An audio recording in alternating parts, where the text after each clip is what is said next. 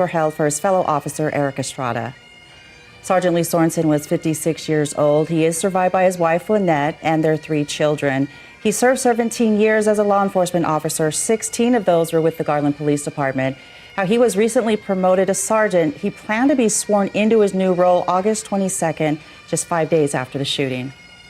Sergeant Sorensen was awarded the Distinguished Service Award by the Tremonton Fire Department in February of this year for his dedication, support, professionalism, his commitment to excellence in assisting fire and EMS. Sergeant Sorensen and his wife, they received Garland City's Wheel On Award in 2020, and this recognizes individuals who have significantly impacted the city. We want to go out to the Spectrum now in Logan, where the funeral service for Sergeant Sorensen is about to begin.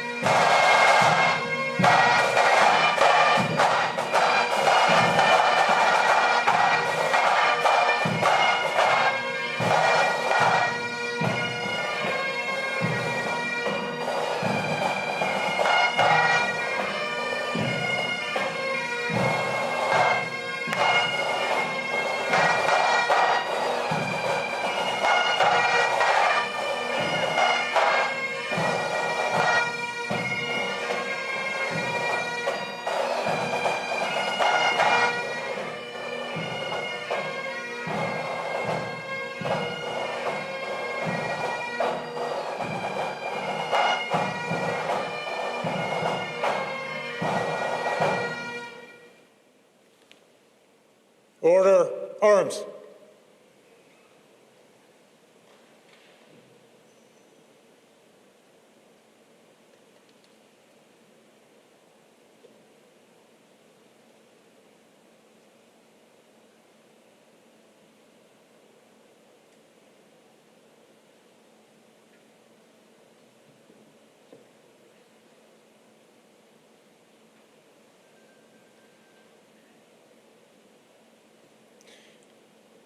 Please remain standing for the national anthem performed by singer and songwriter Cole Hartley. Officers, present arms.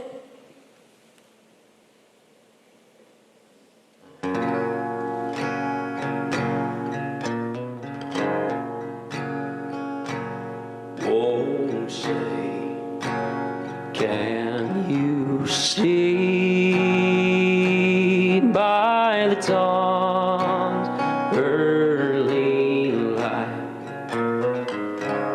what so proudly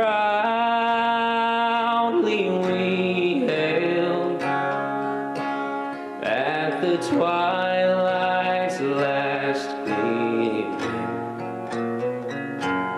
whose broad stripes and bright stars through the perilous fight o'er the ramparts we watched were so gallantly streaming, and the rockets red glare,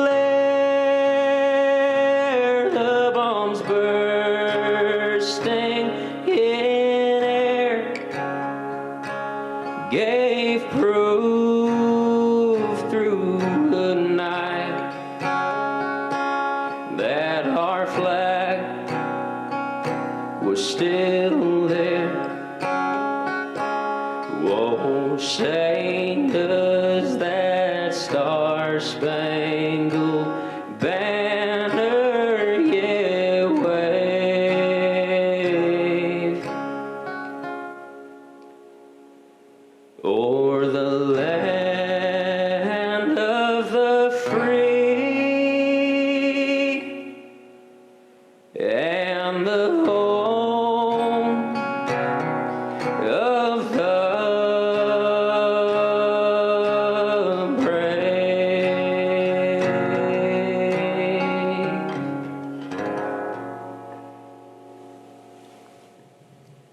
Order, arms. Audience, please remain standing for the invocation. Uniformed personnel, please remove your covers.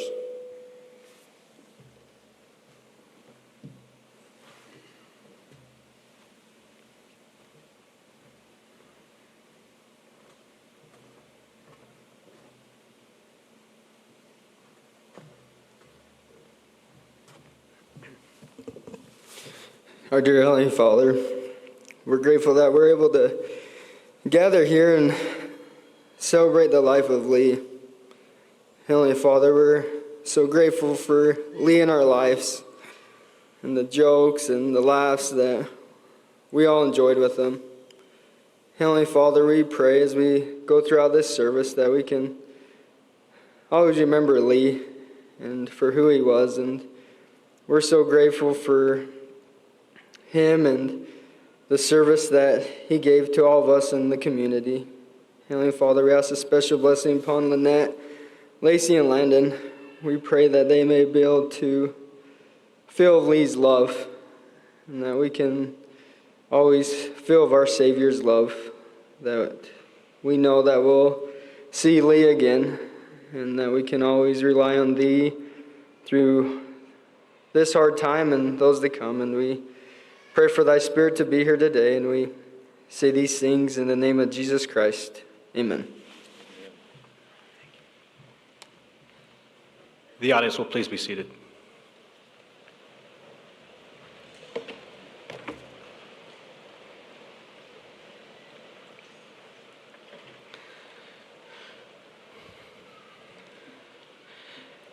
Thank you all for attending today's services as we remember the life and career of Sergeant Lee Sorensen. I am Chaplain Matthew Clough. Lynette, Lee's wife, has asked that I conduct this service. We would like to thank Cole Hartley for singing our national anthem and Cole Peterson, Lee's nephew, for offering the invocation. Presiding over this service is Elder Todd B. Smith of the 70 of the Church of Jesus Christ of Latter-day Saints. On the stand with Elder Smith is Bishop Gary Davis, Lee's bishop. We would like to recognize Governor Spencer Cox and Lieutenant Governor Deidre Henderson of the state of Utah. Also in attendance is U.S. Representative Moore from Utah. Additionally, state and local legislatures are in attendance from around the entire state of Utah. We recognize various ecclesiastical leaders who are also in attendance. Today, while we celebrate the life of Sergeant Lee Sorensen, we will be pleased to hear from Kurt Larson, a family friend, who will share a spiritual message with us. Following Kurt's thoughts, Lee's eulogy will be given by Lieutenant Skylar Gailey of the Tremonton-Garland Police Department. Lee's cousins, nieces, and nephews will then sing, "I Am a Child of God." They will be accompanied by Mike and Harding, and the chorister will be Madison Peterson. Will Sorensen, Lee's brother, will then share with us his memories of Lee. Following Will's thoughts, we will hear a musical number, a tribute by Bo Lewis. We will proceed to that point in the program.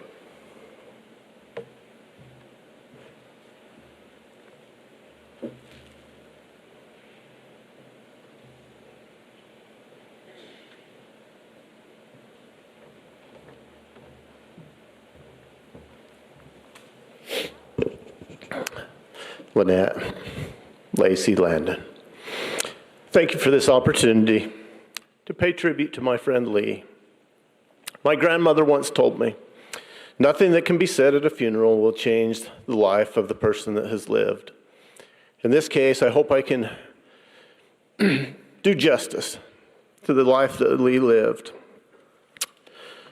When the uniform was hung in the closet, the belt and the badge were put away, there was a husband, a father, a son, a friend, and in this case, a best friend.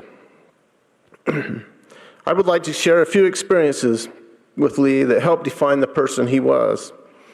I first met Lee probably 20 years ago, and for the last 10 years, we have worked together. First full-time, while he was a part-time officer with the Garland Police Department, and then part-time with me when he became a full-time officer with the Tremonton-Garland Combined Police Department. I was called as a bishop about the time that Lee became a full-time officer. Our time working together was often spent asking each other for advice on dealing with matters the other one was dealing with. Lee always had the better advice. He was a fountain of knowledge. He knew the law. And if he didn't know the answer, he would find it, and then he would share it with me. Lee loved his family. One night, Lee called me late, asking if I could go with him to help retrieve his daughter's car that had been involved in an accident in Salt Lake. He asked if I would hook a trailer behind my truck and go with him. I thought that was strange. Lee had a pickup of his own. Why were we taking mine? But when we got there, Lee said, "Follow me." I said, "Why are we taking your truck and my truck?" And he says, "Because I'm leaving my truck with my daughter." I said, "Lee, what will you drive to work?" He said, "It doesn't matter. I'll find a ride." That's just the type of person Lee was. His sacrifice, he willingly gave. On several other occasions, we would be to lunch, and Lee in his other uniform, his fluorescent yellow construction shirt. And if Lee saw a cute girl, he would go up to that cute girl and ask, "Are you single?" I know it kind of sounds creeper, right? But Lee could get away with it.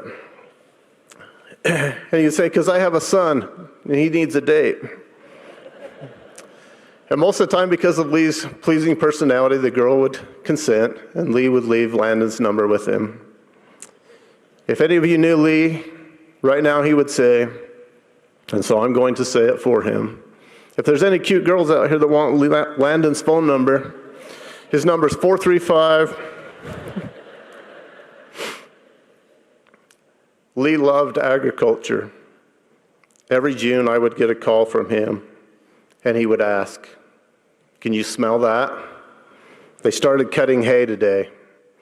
He would tell me how much he loved the smell of fresh cut hay. Then he would follow up with, "Let's go buy 1,000 acres and I'll farm it for you." I don't know how they assign jobs in heaven, but I hope Lee gets the job of cutting hay. Lee loved his fellow men and had a special gift for making people feel good. Often I was driving truck at night, and Lee was on shift, and we would call each other just to chat and visit. I cherished that relationship we had. Often as we were talking, he would say, "Hold on just a minute," and I could hear the window roll down. And the conversation always started with, "Hey, how are you?" I got to eavesdrop on those conversations. He would then ask something specific about that person. Lee seemed to know everybody. He would make a funny comment, get a laugh, and drive on.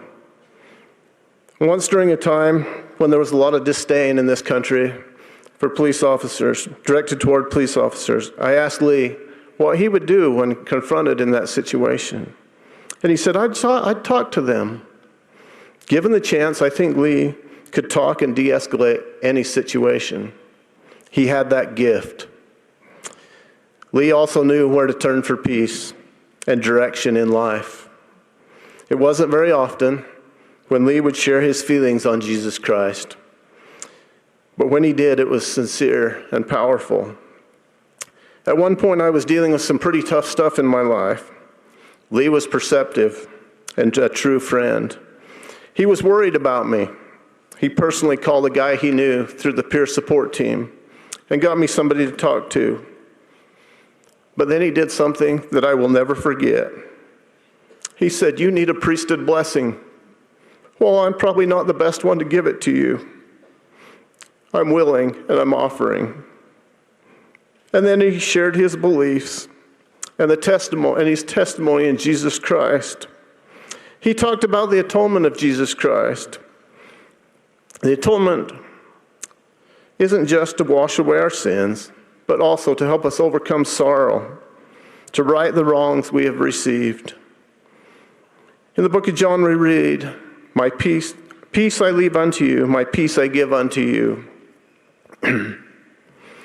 This is a promise from Jesus Christ. It is a spiritual peace that transcends the anxieties and troubles of this world. We are trying to make sense of a terrible loss and a terrible night.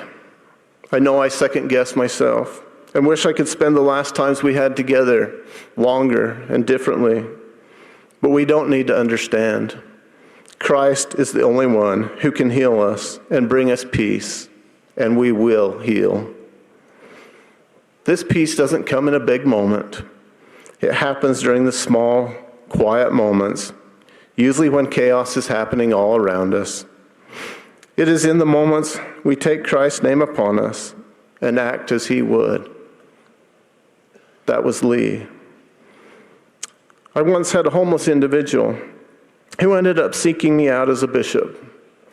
Not really sure of what programs were available in our area, I reached out to Lee for advice. He told me that they usually try to help them get down to the homeless shelter in Ogden, where they have the resources to keep them safe and warm. He told me of a cold winter's night when he was on patrol, and he came across a person living in their car, homeless and out of gas. Lee helped them get some gas in their car to get to the homeless shelter. I asked Lee, "Is there a budget in your department for that?" Lee replied, "No, I just paid for it myself." He didn't do it for publicity or recognition. He did it because it was the right thing to do, and he was acting as Christ would. It hasn't been talked about a lot, but Lee also worked for the state medical examiner's office covering all of Box Elder County. He had to recover bodies from many tragic events, ranging from heart attacks, accidents, and suicides. After a particularly tragic case, I asked Lee, "How do you do it?" You can't unsee those kind of things. His response was profound and tells a lot about the person Lee was. His response, "I regard it as a sacred responsibility to treat those remains with respect and bring closure to the family and loved ones of the deceased." Lee understood the sacredness of the human body and had a firm belief in the resurrection of Jesus Christ, when our body will rise from the grave and be reunited with our Heavenly Spirit. To the officers on scene that terrible night, to the hospital staff, and to Lee's friends at the state medical examiner's office, I extend a heartfelt thank you for treating Lee with love, respect, and dignity. Thank you.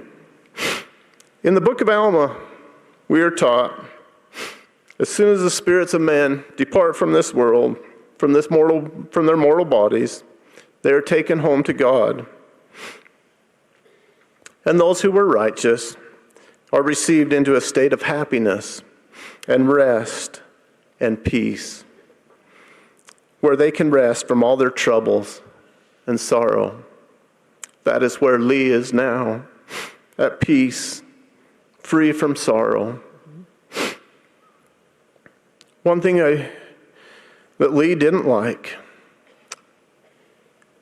and I'll look for the officers if I get this right, but he didn't like a 1036 check. That means a 1036 check, if I understand it, is a call that goes out from dispatch if they haven't heard from an officer for a while, to make sure that he's all right. Did I say that right? Lee didn't like that.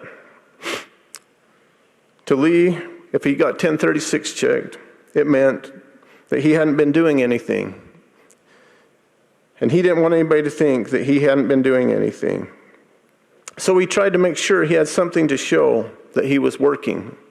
He would run a plate, stop a car, do a building security check, or something, just so he wasn't idle. If we could tune a police radio to the right frequency, we would hear, we could ask, Tango 10, 1036 check. And the answer would come back, Angel 10, code 4, very much code 4. Lee lives, and we will meet again, of that I am sure. Until then, I will miss you, my friend. In the name of the Savior, Jesus Christ, amen.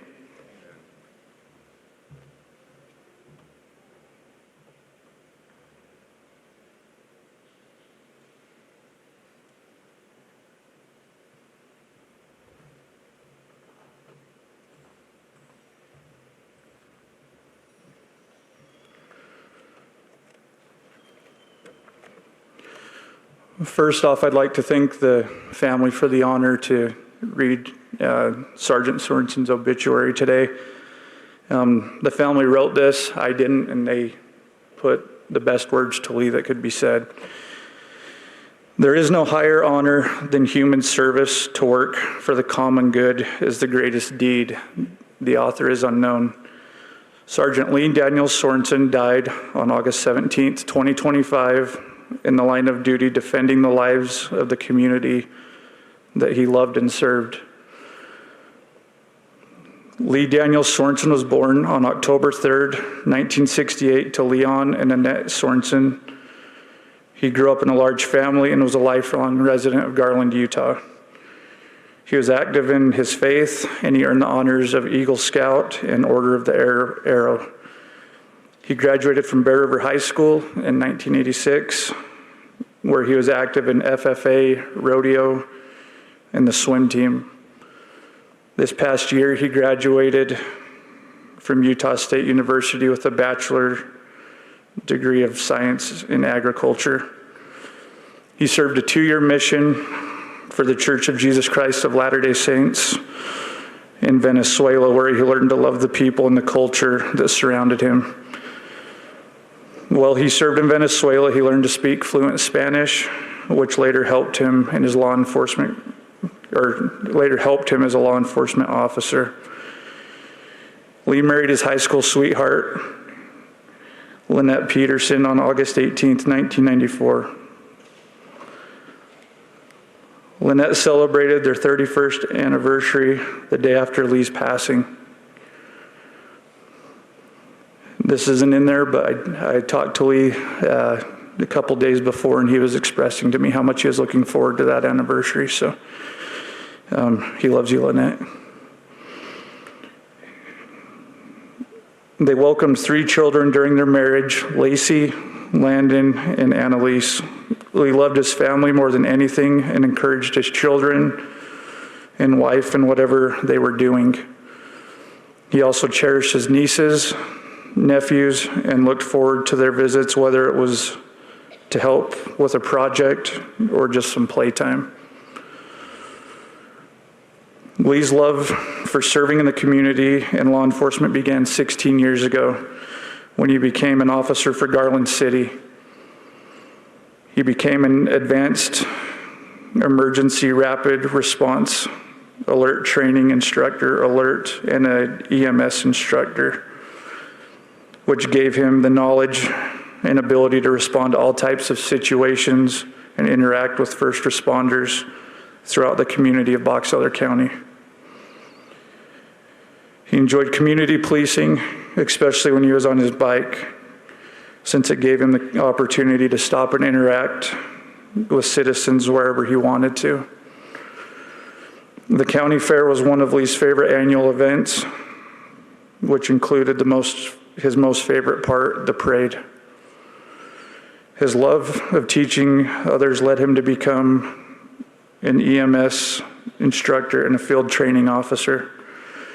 He had just earned the rank of sergeant and talked every day about how he could help others become better officers.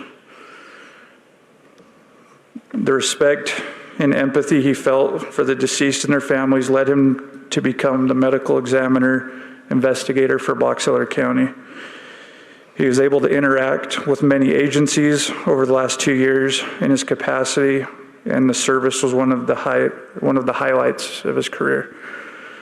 Lee also had a large amount of impact on the youth in the Tremonton-Garland area. He loved teaching young people how to make good choices and decisions so they could grow into respected members of the community. But his talent was to do it in such a way that was unexpected and resulted in lifelong impacts. One of his favorite events was the Special Olympics torch run. He looked forward to his opportunity each year to interact with the athletes which came through the valley. Lee was larger than life and had the ability to connect with people. It didn't matter where he went. There always seemed to be someone he knew. He is remembered for his quiet acts of service and will continue to be an example of patience and tolerance. Lee always acknowledged the fact that we are all different, but we deserve to be recognized. Lee was preceded in death by his father, Leon Sorensen, his daughter, Annalise Sorensen, and his niece, Amberly Sorensen. He is survived by his wife, Lynette, his daughter, Lacey, his son, Landon, his mother, Annette, and his brothers and sisters, and many nieces and nephews.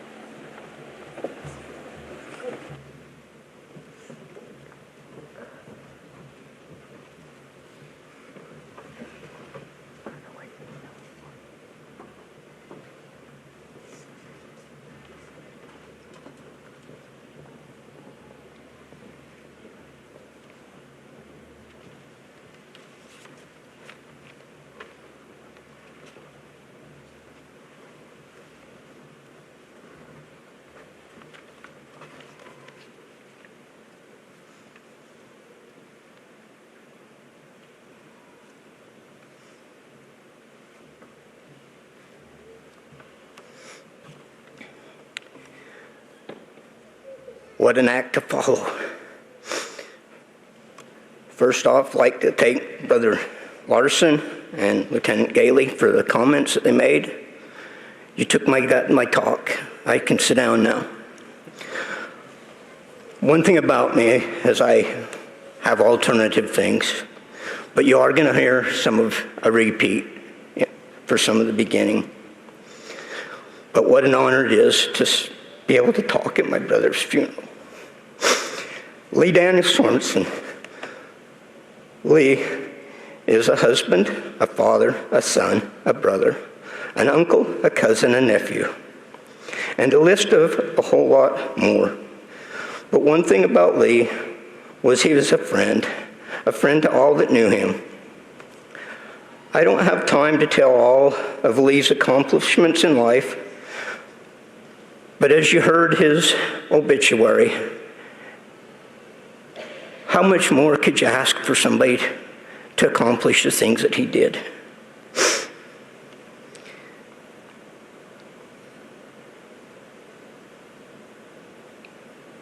One thing about Lee, how many 56-year-olds whose lifelong dream is to get a college education. In 2025, Lee did that. Lee graduated from Utah State with a bachelor's degree in animal science. Lee also fulfilled a mission for the Church of Jesus Christ of Latter-day Saints in Venezuela, where he learned to speak English and speak it fluently, as we've heard, which helped him in his lifelong dream as being an officer. As we've heard, Lee was married for 31 years, 3 children who he loved very much. In a family with 5 boys, 3 sisters, we learn to love one another and help each other.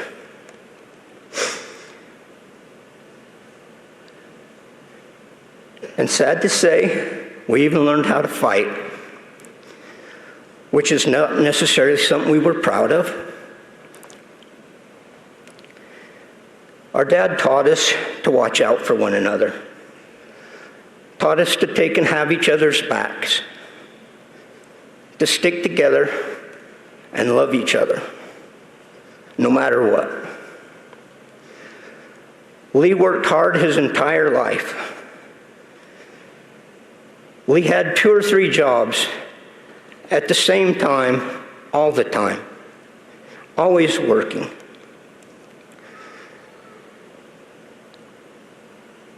Lee started at a young age, 7, 8 years old. His father had an accident on the family farm where him and his brother, Lee was 7 or 8 years old, like I said, him and his brother, job became milking the dairy cows. Any of you milk dairy cows, it sucks. The best thing that ever happened was when we were in high school, they sold them. What a great day.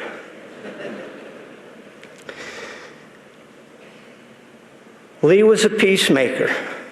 Lee was the one in the family that made peace, kept everybody together when we were doing our fighting. In his career as a law enforcement officer, I know that carried over.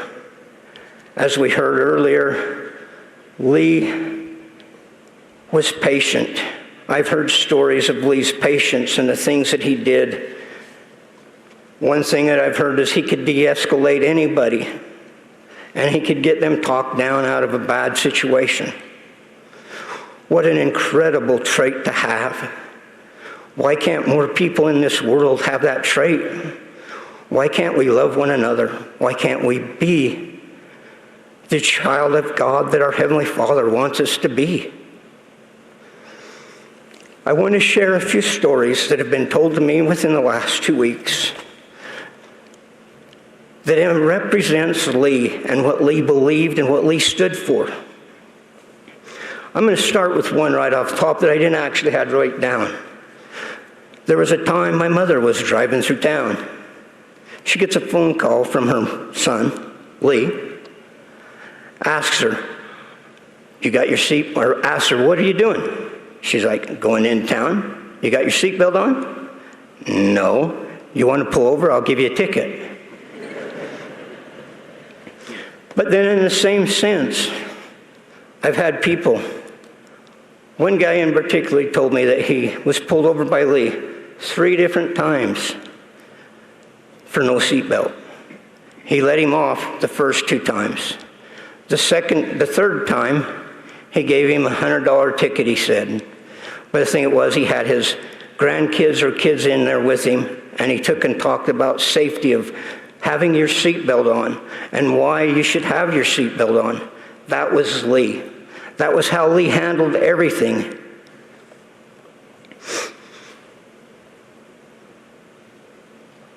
I also want to take and talk about how neighbors, family, that would have a husband or a spouse die. Lee would take time out to go see them, to call them, ask if they needed anything. Lee didn't have to do that. Brother Larson took and told how Lee did the same thing. He cared about everybody. He cared about his community. He cared about his family.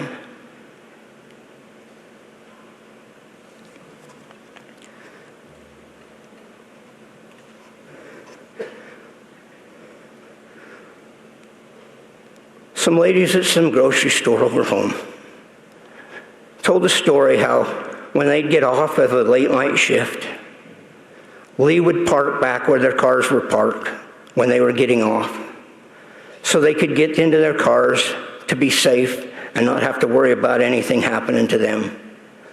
One lady said he saved their life multiple times. Don't know what the extent of it is. But that is caring, that is loving, that is Lee. That is what we need to remember Lee. Lee was a true hero. Even on that fateful night, Lee stood for everything that the men in blue stand for. Lee did his job. Lee did what was asked of him. You'll never find a kinder, loving person than Lee. I guarantee it. Lee loved his community. Lee would do anything for the people in Tremonton and Garland. Anything at all. He was there, helping, doing. And yes, he loved that bicycle that he'd ride in the parade. And it was fun to sit there at the parade and hand him candy that the nieces and nephews had picked up, or water, and then he'd take off again with a smile. What true love, what true Christian, what a man of God.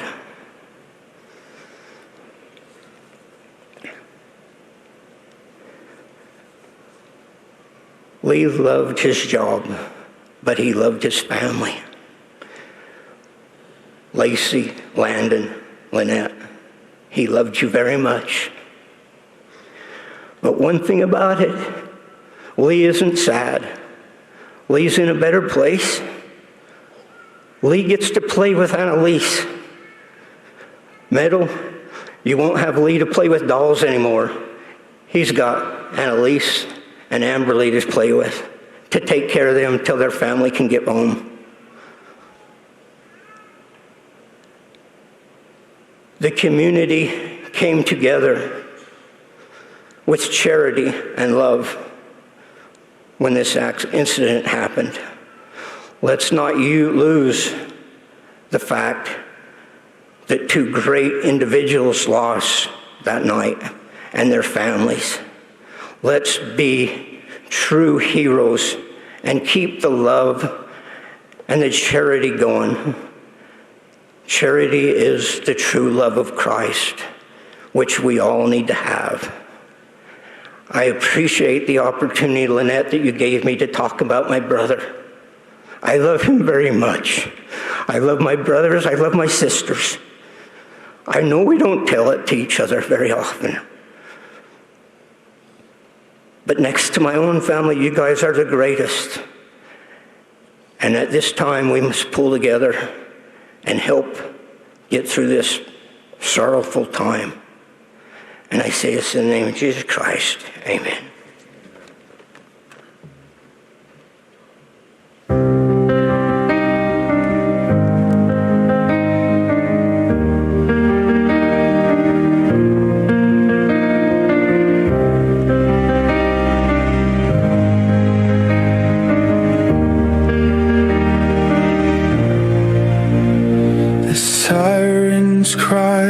But hope still shines tonight.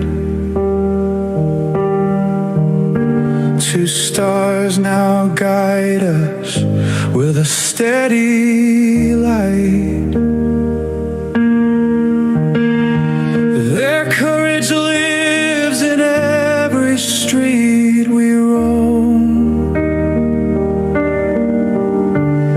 a legacy that makes this place our home.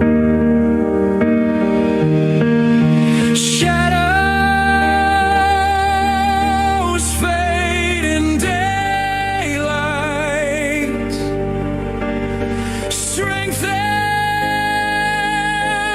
is where they stood. 2 hearts became our firelight, shining for the good. Hand in hand we'll carry on, together we'll be strong.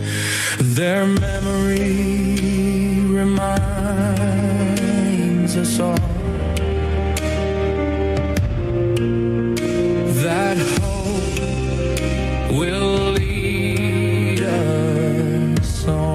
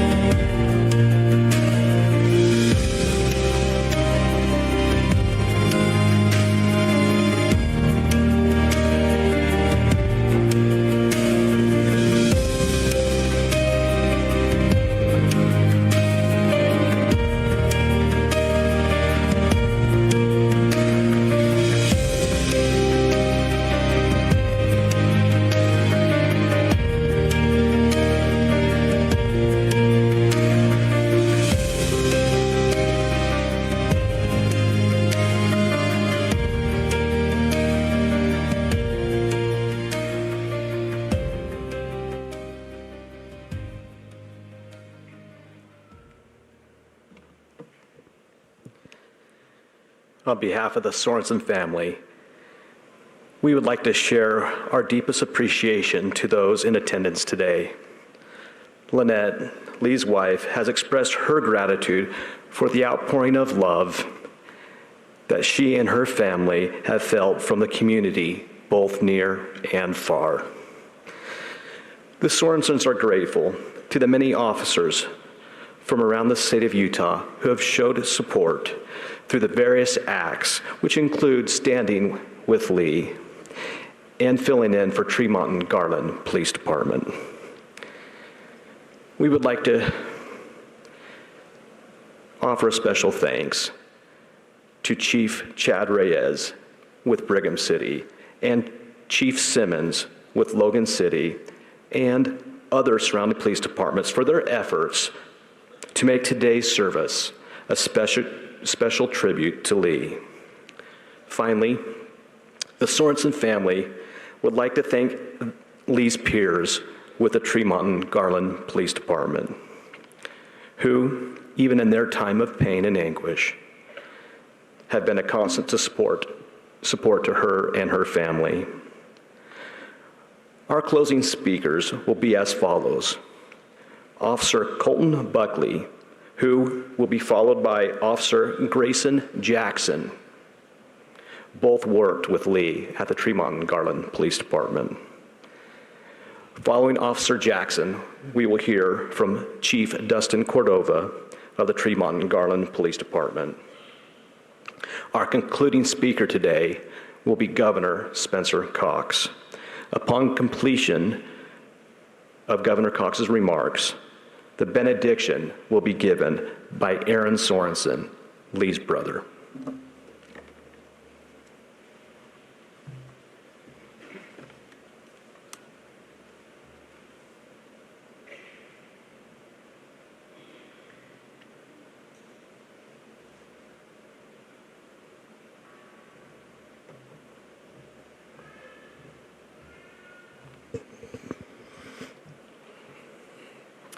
Morning. So I'm Officer Buckley.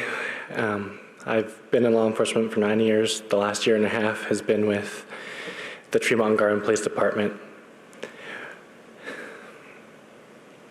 Lee was my sergeant. I stand with you all today to honor not just a father and a friend, but the best example of what an officer is. Over a year of my time with Tremonton-Garland Police has been working with the same crew, which had Lee in it. I want to share my experiences and adventures with and lessons learned from Lee. Lee never liked to be called sir, boss, OIC, officer in charge, sarge, or any kind of title. If you tried, he would correct you and ask you that you just call him Lee. He was one of my training officers, and for the 2 days, we had a rough start. But this laid the foundation for a friendship that continues strong to this very day. At first, me and Lee did not get along, and it's probably because we thought the same but communicated differently. And with both of us being stubborn, we butted heads. But all this headbutting eventually developed into a communication style that only the two of us could understand.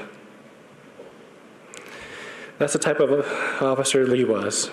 He shaped his teaching style to each individual person he came in contact with to help them grow, not just in law enforcement, but also in life. Lee cared about each individual person in his life. When he wasn't on scene of a call, he was on the phone, talking with someone, giving them advice and then helping them. And if you ignored when he called, he would give you grief like no other, because he would always answer your call, no matter the time of day or night. These calls with Lee could last hours, so it was usually best to try and find him and then continue talking in person.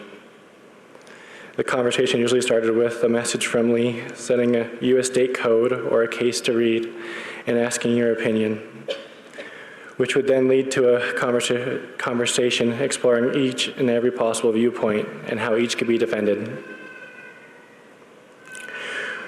When Grayson and Eric joined me and Lee on our crew, we continued this into a group conversation.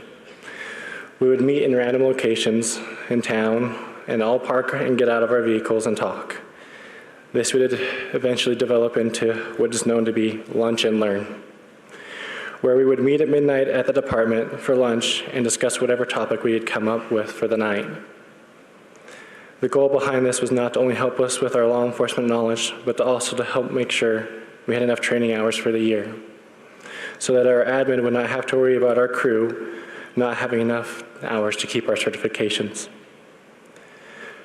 Of course, with Lee's caring nature, he wouldn't just talk to you on shift, but he would also call you during the weekend or on our off days. Last year, I went on a bull elk hunt for a few days, and when I got home, within an hour, I had a text from Lee, giving me grief that I had missed my shot. I had not talked to Lee, but somehow he knew that I'd missed my shot. And in that classic fashion, he gave me grief over it and then continued to offer me advice on how to shoot, and that he would take me out to learn how to shoot properly. I should have taken him up on that advice right then, because it wasn't more than a couple months later that I was going to go after a cow elk with my father-in-law, and I continued to miss my shots. About this time last year, Lee was the first person other than my immediate family to know that I was going to be a father. He knew how much it meant for me to become a father and made sure that I could go to every single appointment. He listened to all my fears and worries during the pregnancy and talked me through them. He bolstered me and told me I was going to be a great father and that he could tell this just from interacting with me. Lee was the first person in our department to meet my little girl. And again, it was just like he knew when I'd gotten home, because within 45 minutes, he was pulling into our driveway with a little gift to welcome us home from the hospital. Lee was always giving something. If it wasn't his time, it was something someone needed. And he never asked for anything in return. Lee subscribed to a law enforcement subscription shield box and collected a tote full of items. When any of us on our crew needed something, because ours had broke or we had an idea of something that we could use in our car, Lee would pull out his tote and then go through it and find something similar or the exact item and give it to us. Lee would do this without asking for payment. When we would offer it, he would only ask that we keep on being the amazing officers because he loved working with us.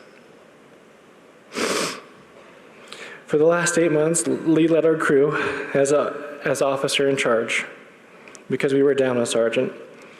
All of us on patrol crew, too, immediately started to give him a hard time calling him boss, ghost sarge, and other supervisor nicknames. We did this to mess with Lee because he did not ask to lead our crew, but he led anyways. One evening, when we had rotated to grave shift,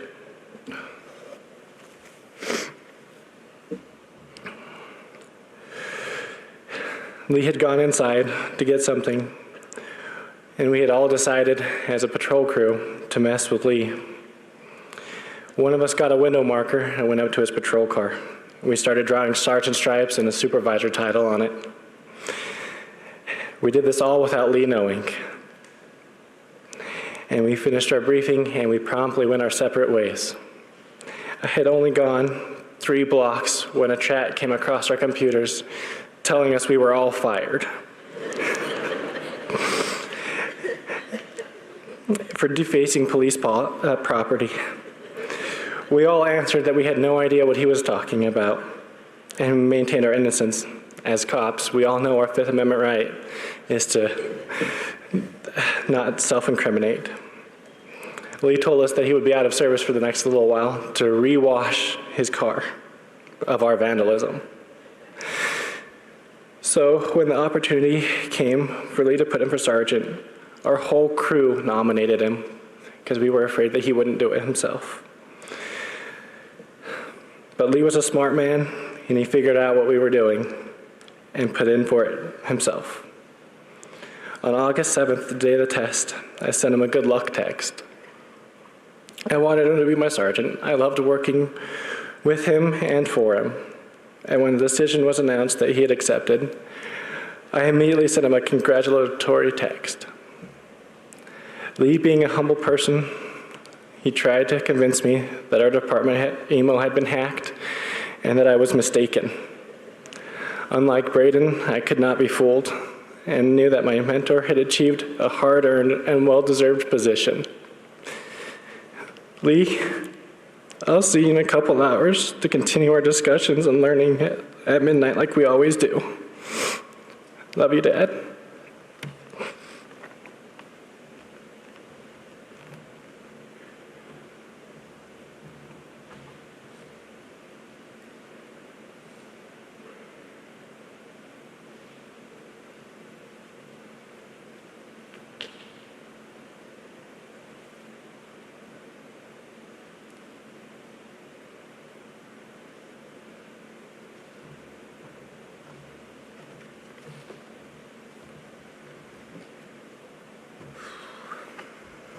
I'm Officer Jackson. Today I'm here to honor and remember Sergeant Lee Sorensen, my partner and my friend. Lee was a man who wore many hats, if you've heard many times today. He wore each hat with honor, pride, and compassion. He loved serving our community with the titles of police officer, sergeant, medical examiner, EMT, EMS instructor, peer support member, bike patrol officer, FTO, and alert trainer. Beyond his work serving others, he was also a devoted husband, loving dad, caring brother, proud son, a fun uncle, and a loyal friend. Each of these roles shows the kind of man he was, always willing to step in, to serve, to support, and to love. Lee never just carried a title, he lived it fully with his whole heart. I recently went through fire school. As I was on Lee's crew, I had to come to him and say, hey, I need a couple hours here and there so that I can get this done. He, without hesitation, said, we'll make it work. Lee then sat me down one night after I got out of class and told me the story about when he tried sitting through fire classes. He said after about an hour on the first day, he realized he was already certified as a law enforcement officer and didn't need to sit through this class right now. That was Lee, always quick with a joke, but behind the humor was a lesson. Know who you are, take full pride in it. He was proud to serve the citizens of Tremonton-Garland as an officer. One moment that sits with me and always will happened just last month on July 20th. I was having a rough day and Lee could see it. Somehow, always, he found me. He would come and find me wherever I was. It didn't matter. It was like he had a beacon that could send it right to me or Buckley or Eric.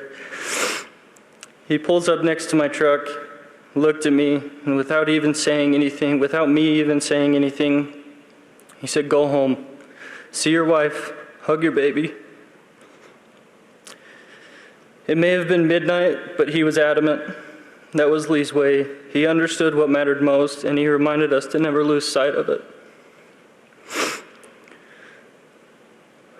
When my daughter was born a month early, I texted him to say, things didn't go as planned and I won't be into work. We're at Logan Regional. He didn't hesitate. He replied, don't worry about work. A couple hours later, sitting in the hospital room, a nervous nurse walked into the hospital room and said, there's a cop outside for you? I instantly, without hesitation, knew who it was. It was Lee, because that's who he was. Showing up, checking in, making sure the people he cared about were okay in their time of need.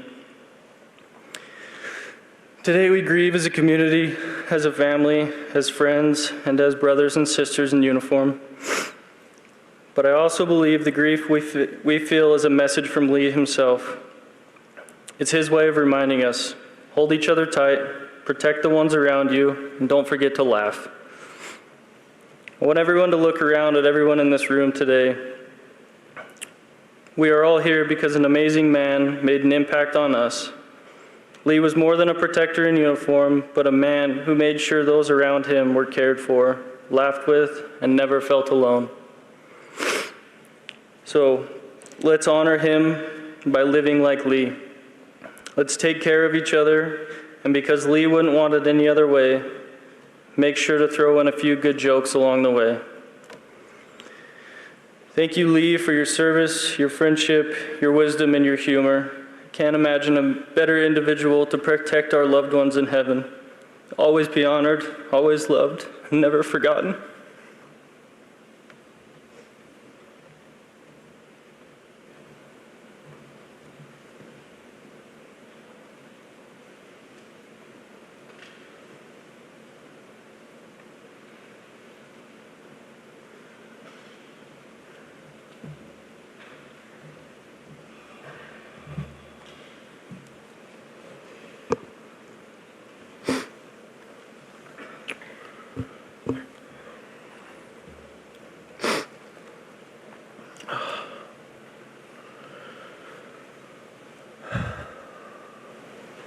Thank you for being here. Today we gather with broken hearts to honor Sergeant Lee Sorensen, a husband, a father, a brother in blue, and a friend. Lee was more than just an officer in our department. He was a cornerstone. He was the guy you went to for knowledge, if you needed a good laugh, or you wanted the honest to goodness truth. Because Lee never pulled punches. He'd tell you what he thought. Lee was the voice in a room who spoke up when others stayed quiet. The teacher who made learning fun, and the friend who could make you laugh on your hardest day. Lee embodied the best of what it means to wear this badge: courage, integrity, and compassion. And while we mourn his loss, we also celebrate the incredible life he lived. When I first became chief, I made it a point to sit down with every individual, every officer, everyone that works in the department. And I asked one simple question: what can I do to serve you as chief? Almost every officer gave me the same answer. I don't know, Chief, just let me do my job. The bar was set pretty low. That is, until Lee Sorensen walked into my office. Lee came in with a notepad, a handful of details, because everyone who knows Lee knows he was always prepared. For the next hour, Lee gave me a full list of things that he believed we needed to improve. Honestly, it was harder than getting the job. When he finally finished, 1 hour later, I looked at him and I asked, "Is that it?" Lee turned bright red, shook his head, and let out his signature laugh. He looked me in the eyes and he said, "That's it for now," and he walked out of the office. That was Lee, sharp-witted, thoughtful, always prepared, and never afraid to speak up for those around him. Lee was one of the best teachers I've ever met. No matter the subject, he had a way of pulling people in. His mix of humor, smart comments, and genuine knowledge made every lesson interesting. I remember him hosting a training for our department. He promised prizes for anyone who got the answer correct. The prize turned out to be a close-up photo of Lee's face, autographed, of course. He had the entire classroom laughing. I am happy to report it did backfire on Lee because another smart-witted officer framed that photo and hung it on the wall. To this day, it still floats around the office making people laugh. Behind the humor, Lee had a gift. He could teach, he could connect, and he could inspire. He brought people together with laughter, but he left them with wisdom. And that is a rare and powerful combination. Lee never wasted an opportunity to teach. And it is in this spirit that I teach you today. To every law enforcement officer here today, look around. We are family bound by courage, sacrifice, and love for something greater than ourselves. Please don't take that for granted. Lee never did. As an officer, you will consistently deal with people on their worst day. This job can make you feel like the world is bad, that people do not care, and it is us versus them. That is not true. This week, we witnessed thousands of people come together to show us love. Let this remind you that the majority of people love you and honor the work you do. Lee believed this. Remember why you became a cop. Remember the bond you have with your work family. And remember to cherish every moment you have together. Train hard and frequently like Lee did.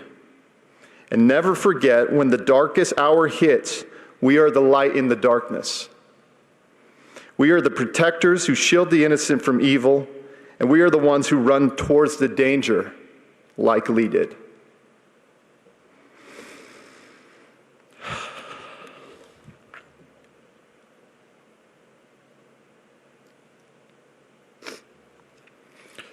Today we mourn our brother.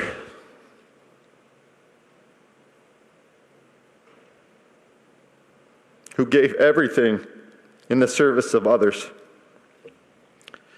He sacrificed himself to protect an innocent life that night, and he will forever be our hero. His bravery is not just a memory, it is a torch passed to us. When we put on the badge tomorrow, we must carry it with his honor in our hearts. We will hold the line, answer the call, and protect the innocent with renewed strength for Lee, for his family, and for the people he gave everything to protect.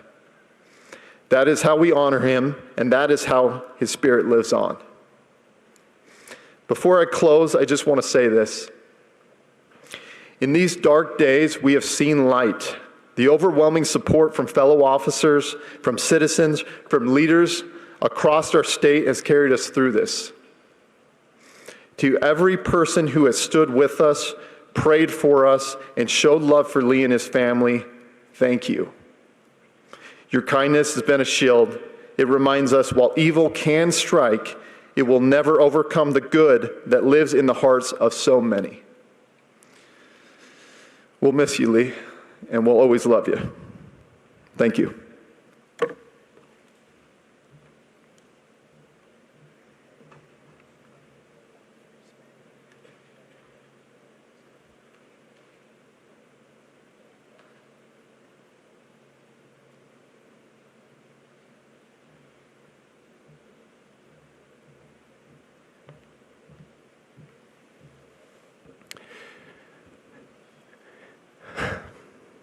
Good morning, ladies and gentlemen. It is an honor to be with you today. Chief Cordova, thank you for those inspired words. My wish is that every citizen of this great country could listen to that message. Lynette and Landon and Lacey, thank you for this opportunity to pay tribute to a hero, to one of the greatest men in our state. My regrets, and I have a few, are that I didn't get a chance to know Lee or Eric before they were taken from us. But in the days that have followed, I've gotten an opportunity to know both of them very well, through their families, their loved ones, through the stories that have been told and shared, many of which you've heard today. On that fateful Sunday evening of August 17th, when those messages came in, I just kept thinking, this can't happen. This doesn't happen. This doesn't happen here. And truly, it rarely happens. As we looked back, the last time we lost 2 officers from a municipality or the state in one fateful shooting like that night was 1914. So more than 100 years, 1924, 101 years since anything like this had happened in our state.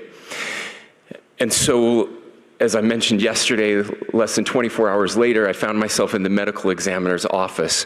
And as I walked in, something was different. See, I'd been to the medical examiner's office before. It's a tough place with very strong people. People who see the worst tragedies every single day. This is their job. This is what they do. And this day, they weren't the stoic people I knew.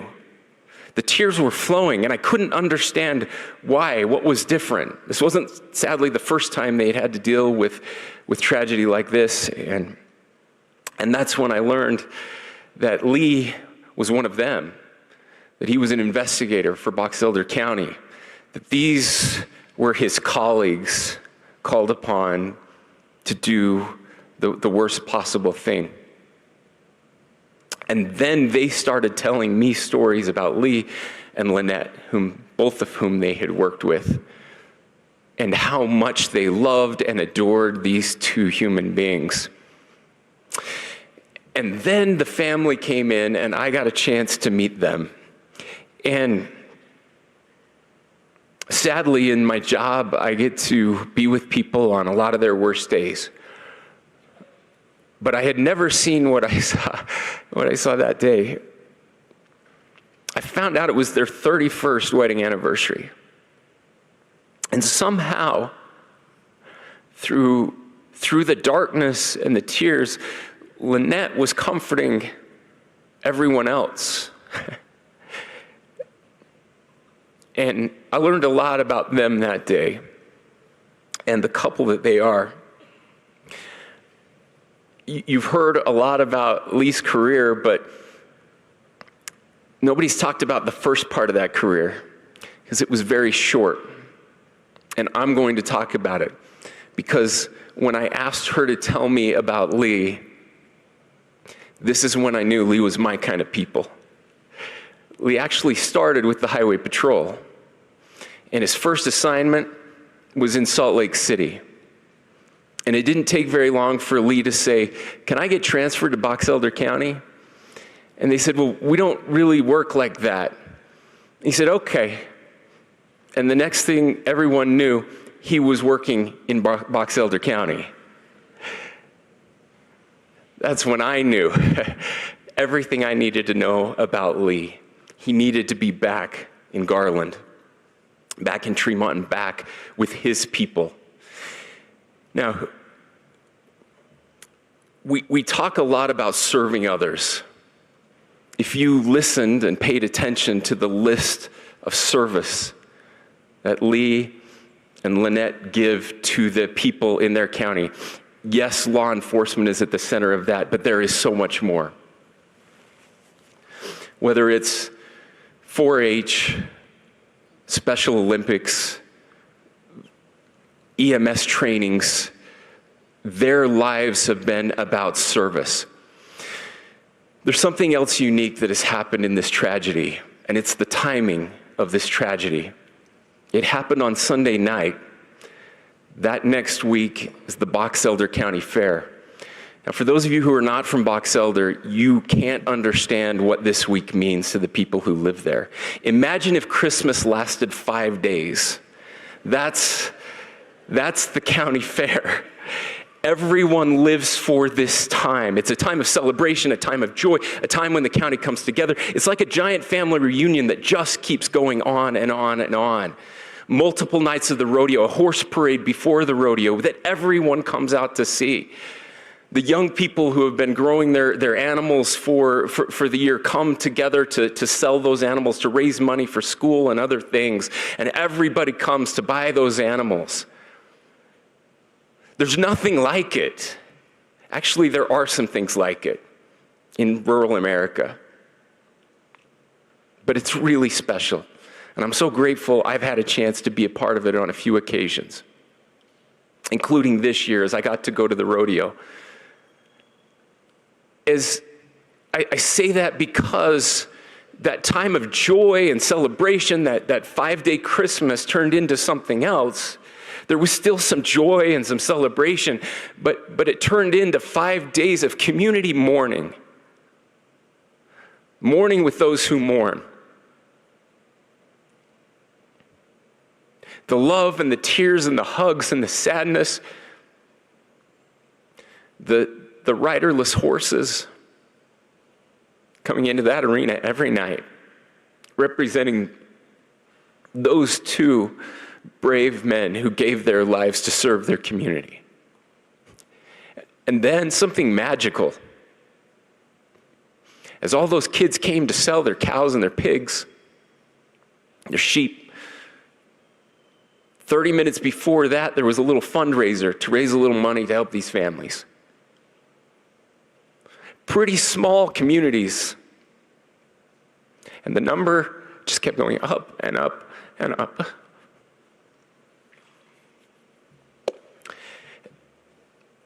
Every one of those cows and pigs and sheep got sold that day, and those kids got their money for school. And somehow on top of that, almost $300,000 were raised by this community. And people wonder why. People wonder why Lee wanted to get back to Garland. That's the why. And ladies and gentlemen, I'm here to tell you that there is nothing in our country that is so broken right now that can't be fixed by Box Elder County.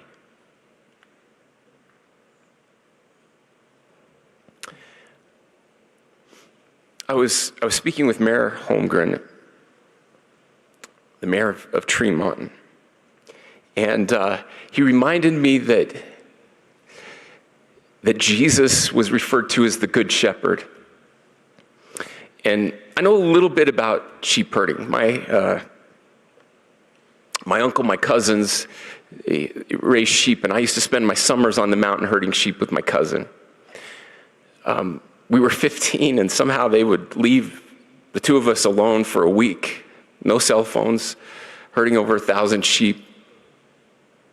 And one day, just as his dad left, we were sitting there and getting ready to go out and check on the sheep, and his dad came screaming back down the road, and he said, "There's a bear in the sheep."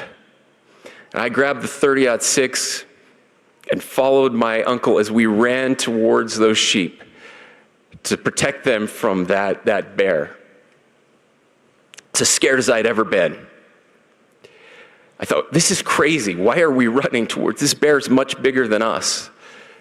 But we ran anyway because that's what you do. That's what you do. You protect the sheep. As Mayor Holmgren had me thinking about the Good Shepherd, I thought of Lee and Eric running towards that evil.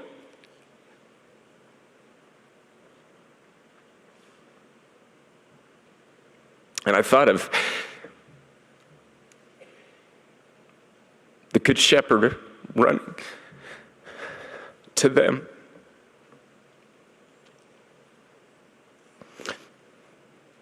I know that they're okay. I know that Lee is doing great. But there's something else about shepherding. It's mostly boring. Sheep are pretty dumb. Sheep make a lot of mistakes. And, I had a friend tell me once that he would take a bullet for me. And I said, I'd take a bullet for you too. And that's stuff we say. And then I became governor, and I realized that literally I have people who wear the badge whose job it is to protect me and my family, to take a bullet for us. And then I realized that that's not just something the governor gets. That's something that every person in Utah gets. I'm in a room full of people who put a badge on every day, a badge that says, "I will take a bullet for you." My friends, my family, complete strangers, people I've never met, people who probably don't deserve it. And you represent the very best of us. But there is something more than that. You see, I will hopefully never be in a situation like that. Most of us never will.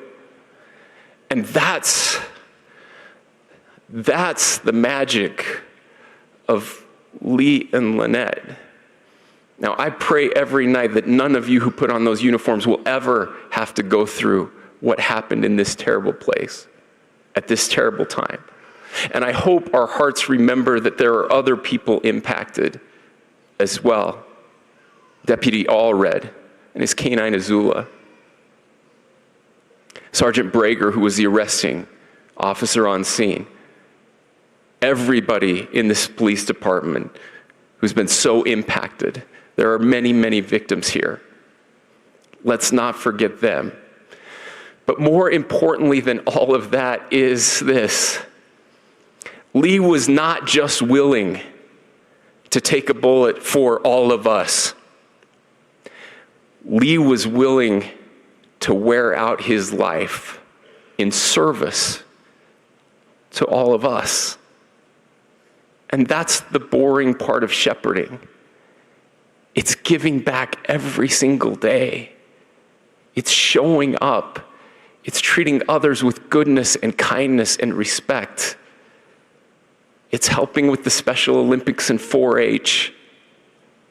It's volunteering in your local congregation. It's making sure your neighbor is okay. It's not caring whether they're a Republican or a Democrat or whatever. It's that they're a human being.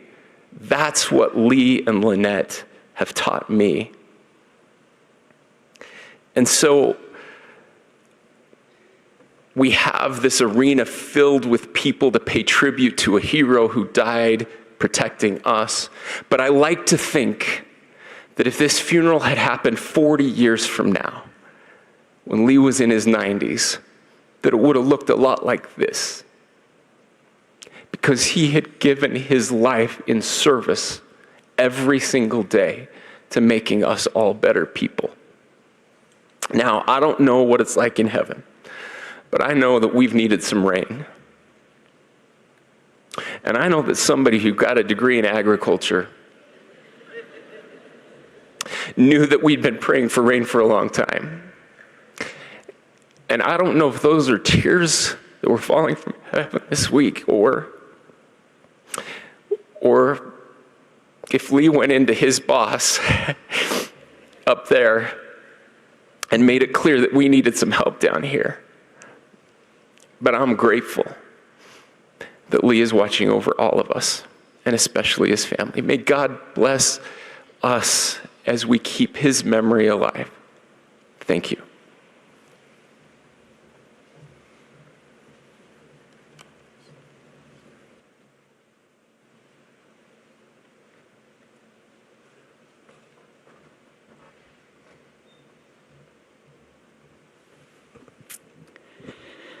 Our dear kind Heavenly Father, we are thankful for thy plan of happiness. We are thankful for thy Son in that plan. We are thankful for our brother Lee and the kind person that he has been in life. We wish that thou would bless us all, that we'll be able to follow the plan in this life so we can return and live with thee. We wish that thou would bless us all, that we'll be forgiving to those in our families, in our communities, and those that we come in contact with, to be able to receive the happiness and the joy that can come from following the plan. We wish that thou would bless us, that we'll be able to know where heaven meets the earth, and we will strive to be there, to commune with thy Son, and be able to receive the strength we need to in life to endure those challenges in which we have.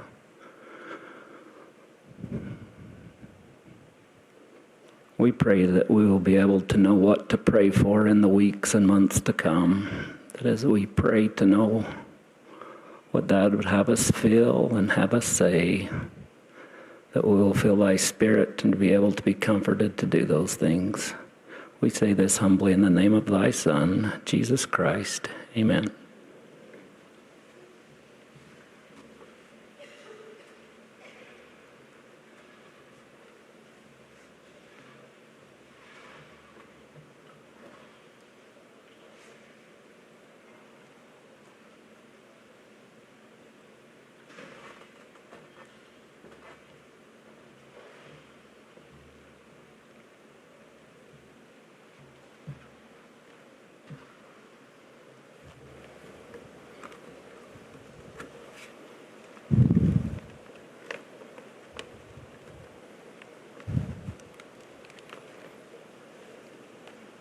Would the audience please rise?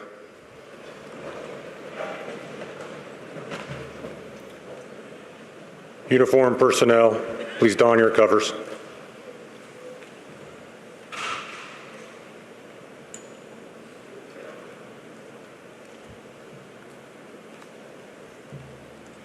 Officers, attention. Present arms. Pipes and drums.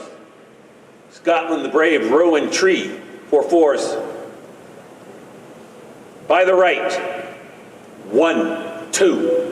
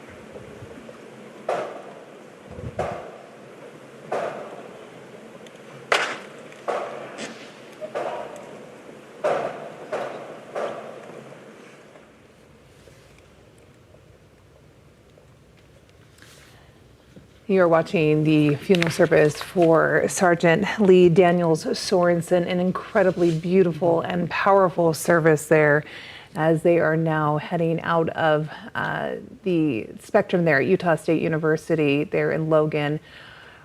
Tamara, just beautiful. Just beautiful. Just beautiful in in every regard. Learning a little bit more about Sergeant Lee Sorensen, him as a police officer, being a teacher. He helped lead so many young officers who followed his example and have vowed to carry on his legacy by following his example and what he just meant for the entire community. I loved one of the final comments here from our Governor Spencer Cox. Lee was not just willing to take a bullet for all of us, Lee was willing to wear out in service for all of us. If that doesn't say it all in terms of what we just heard today from his brother, from his fellow officers who talked about pushing him to become a sergeant, who, you know, he said he just wanted to be referred to as Lee, and they pushed for him to become a sergeant. He was ingrained in the Tremonton community, serving the people in every way possible, never wanted to be known as idle, always looking for something to do and to give back in some way. This was a man who loved this community, and we saw that in every way through this service. Yes, now we know that this procession will be going from Logan to a cemetery in the Tremonton-Garland area. We have team coverage today for funeral services for Sergeant Sorensen. We do want to check in now with News Specialist Andrew Adams. He is live. He is near the start of that procession. I can imagine that folks are lining up, wanting to show and pay their respects for this great man, Andrew. Well, of course, and really just everybody who spoke today testified to that, what kind of man he was. And, you know, an officer for Tremonton-Garland for 16 years, described by his chief as a cornerstone for that department, who embodied, quote, courage, integrity, and compassion. Also a person who could teach, connect, and inspire. But really, it was everything he did above and beyond his job that he was remembered for here today. Multiple speakers talked about how he would help anyone and everyone. One of his officers under him said he didn't want to be called sir or boss or sarge, but when he ended his talk, he said, "Love you, Dad." He spoke about how Lee helped him to be a new father. He was also remembered today for his patience and his ability to really de-escalate any situation. And his brother Will spoke about that. I believe we have that sound ready now. Lee was a peacemaker. Lee was the one in the family that made peace, kept everybody together when we were doing our fighting. In his career as a law enforcement officer, I know that carried over. As we heard earlier, Lee was patient. I've heard stories of Lee's patience and the things that he did. One thing that I've heard is he could de-escalate anybody, and he could get them talked down out of a bad situation. What an incredible trait to have. Why can't more people in this world have that trait? Why can't we love one another? Why can't we be the child of God that our Heavenly Father wants us to be?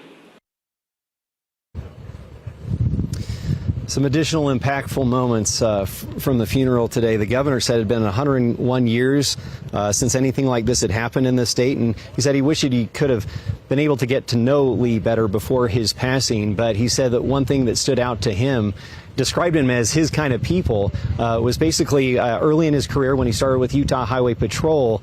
He wanted to go to Box Elder County, and he found his way to Box Elder County, a community that he cared deeply about. Also, Tremonton-Garland's police chief, Cordova, urged others to live by Lee's example, said while in these dark days they have seen light from leaders and the community, quote, while evil can strike, it can never overcome the good that lives in the hearts of so many.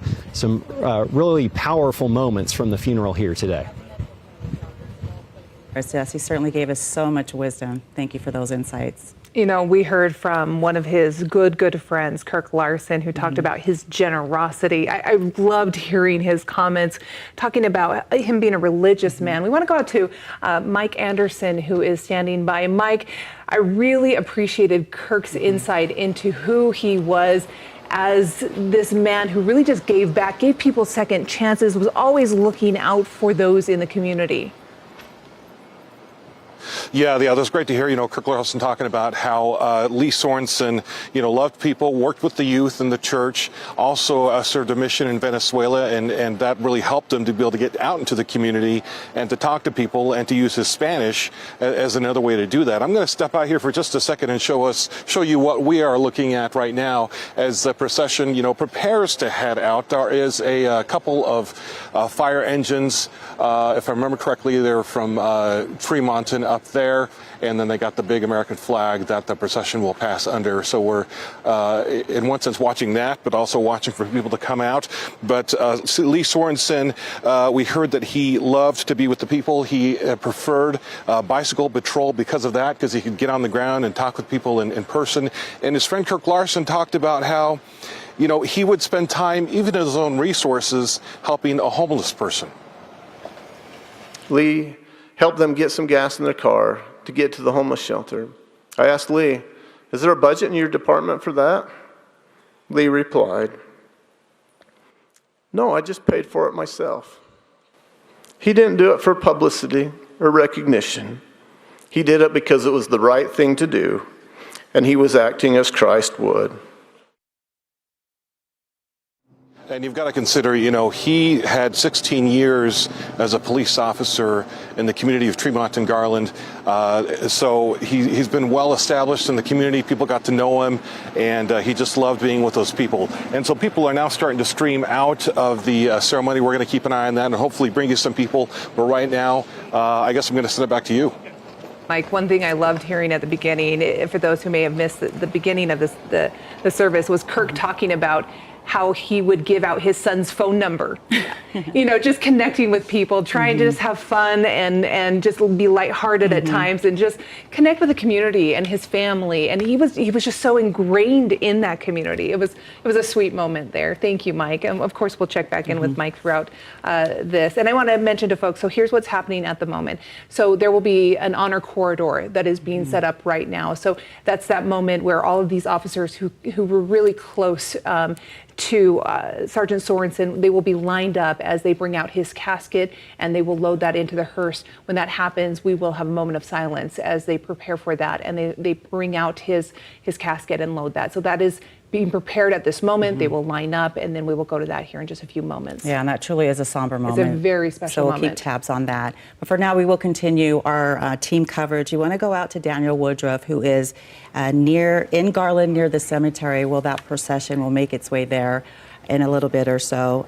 Daniel, we want to talk a little bit to you about what some of his officers had to say, those who, he was basically their leader, and then there was one moment where one of the officers talked about becoming a first-time dad and the advice that he received from Sergeant Sorensen.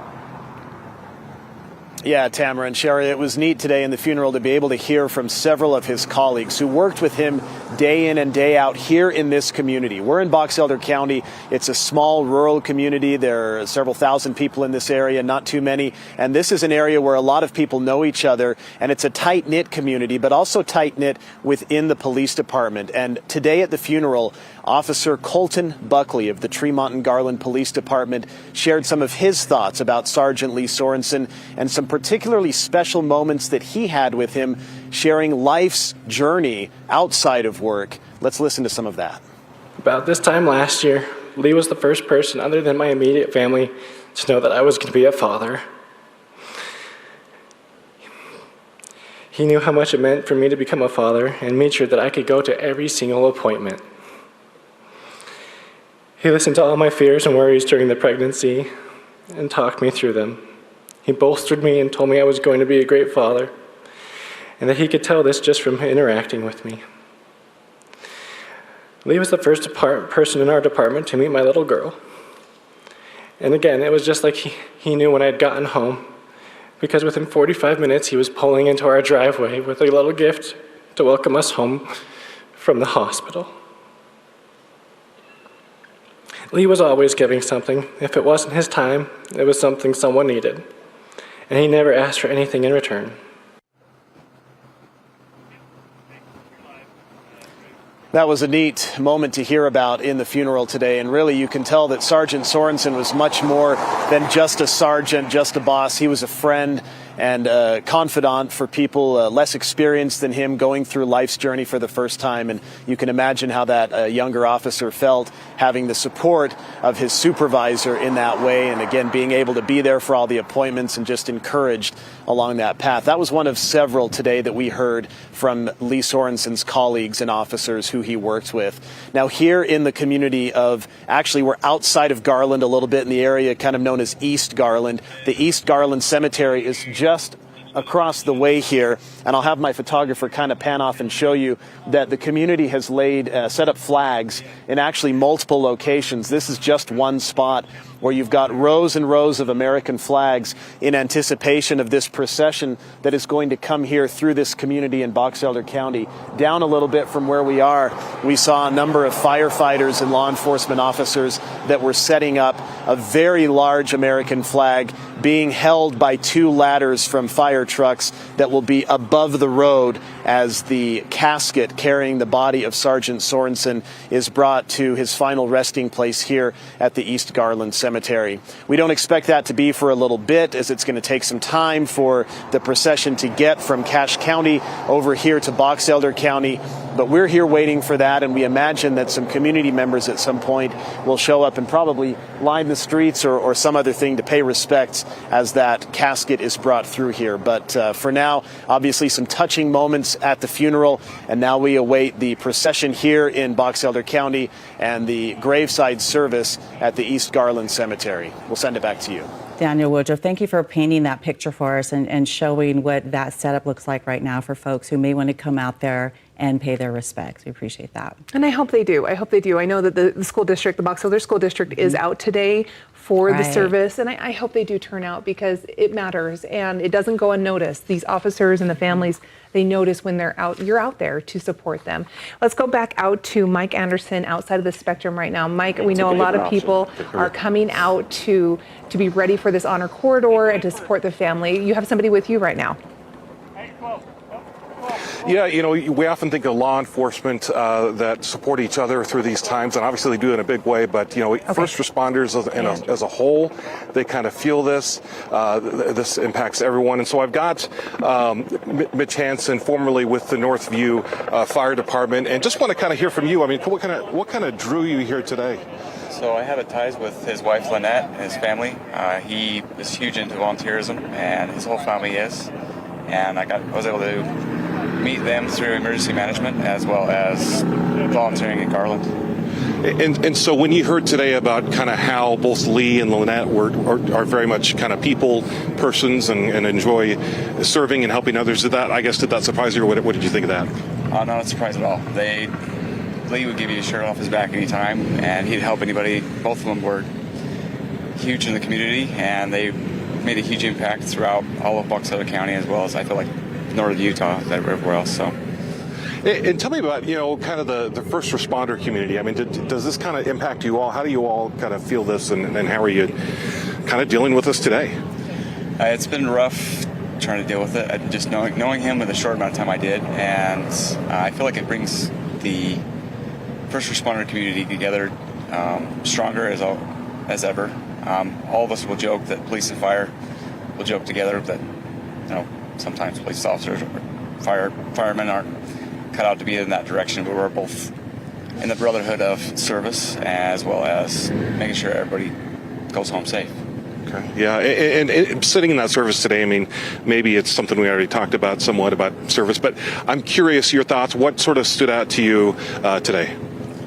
How much of an impact he made on not just everyone in the community, but throughout the state, and we were able to see people through all across the country in there too. So. Okay. All right. Well, thank you very much, Mitch Hansen here, formerly with Northview Fire Department, and just an example of how first responders, you know, they all feel this, they all come together. But guys, back to you for now. All right, Mike, we appreciate that. What great insight there. It's just amazing, too, just seeing the footage here from Chopper 5 as well as we wait for this procession to make its way to the cemetery. We do want to check back in with Andrew Adams. As you know, there are several dignitaries, so many leaders from across the state that are paying tribute today to Sergeant Sorensen. Andrew? And I am standing here with Attorney General Derek Brown. Derek, appreciate you chatting with us for just a minute. Just your thoughts on the service today. Really such an impactful speakers today. Very much so, and it was a great opportunity to really learn about the sergeant who passed away and what happened. And one of the things they said that I think really stuck with me was the fact that in his personal life, he was a peacemaker. And I just found that ironic that he carried that with him. And, it's one of the things that was said is that in this moment of darkness, we've seen a lot of light. We've seen people come together. This is one of those things where you would think that people would be embittered, but just the contrary. And the community has really come together. They've worked together. They've shown love. They've shown light. And it's just been one of those just amazing opportunities for us to really stop and think and remember what it is that these law enforcement officers do for us every day. Seems one of the more relatable parts about him as well is just that how many people talked about he was almost like a father figure to him, and that was a really cool thing to hear today. He was, and what's interesting is something that I didn't realize is that he worked in the state medical examiner's office. So he actually had a background in what is one of some of the most tragic moments that take place, and he knew the people in the medical examiner's office. So it was a very poignant moment when those people who knew him, who had worked with him, actually had the body that came there. And so, this is one of those moments where it makes us stop and remember the blanket of protection that we are provided, and it's always there. And we know it's there, but this is one of those moments where we stop, we remember it, we think about it, and we remember those who, like Sergeant Sorensen, gave the last full measure of devotion. Just looking a little bit into the future, your initial thoughts about remembering Sergeant Sorensen and Officer Estrada? Well, it's been over 100 years since we've lost 2 officers. And so this is one of those moments that I think will go down in history where we remember the sacrifice, we remember what they've done. And I'll tell you, one of the things that I love is, I work with the law enforcement community in my office every day, and there are hundreds of law enforcement community members here in Logan right now, and I was surrounded by them, and you look around and they're from counties and cities all across the state, because there really is this camaraderie where they all recognize the sacrifice and the service, and the reality is these 2 good men died doing something that every one of them do routinely hundreds of times every day all across Utah.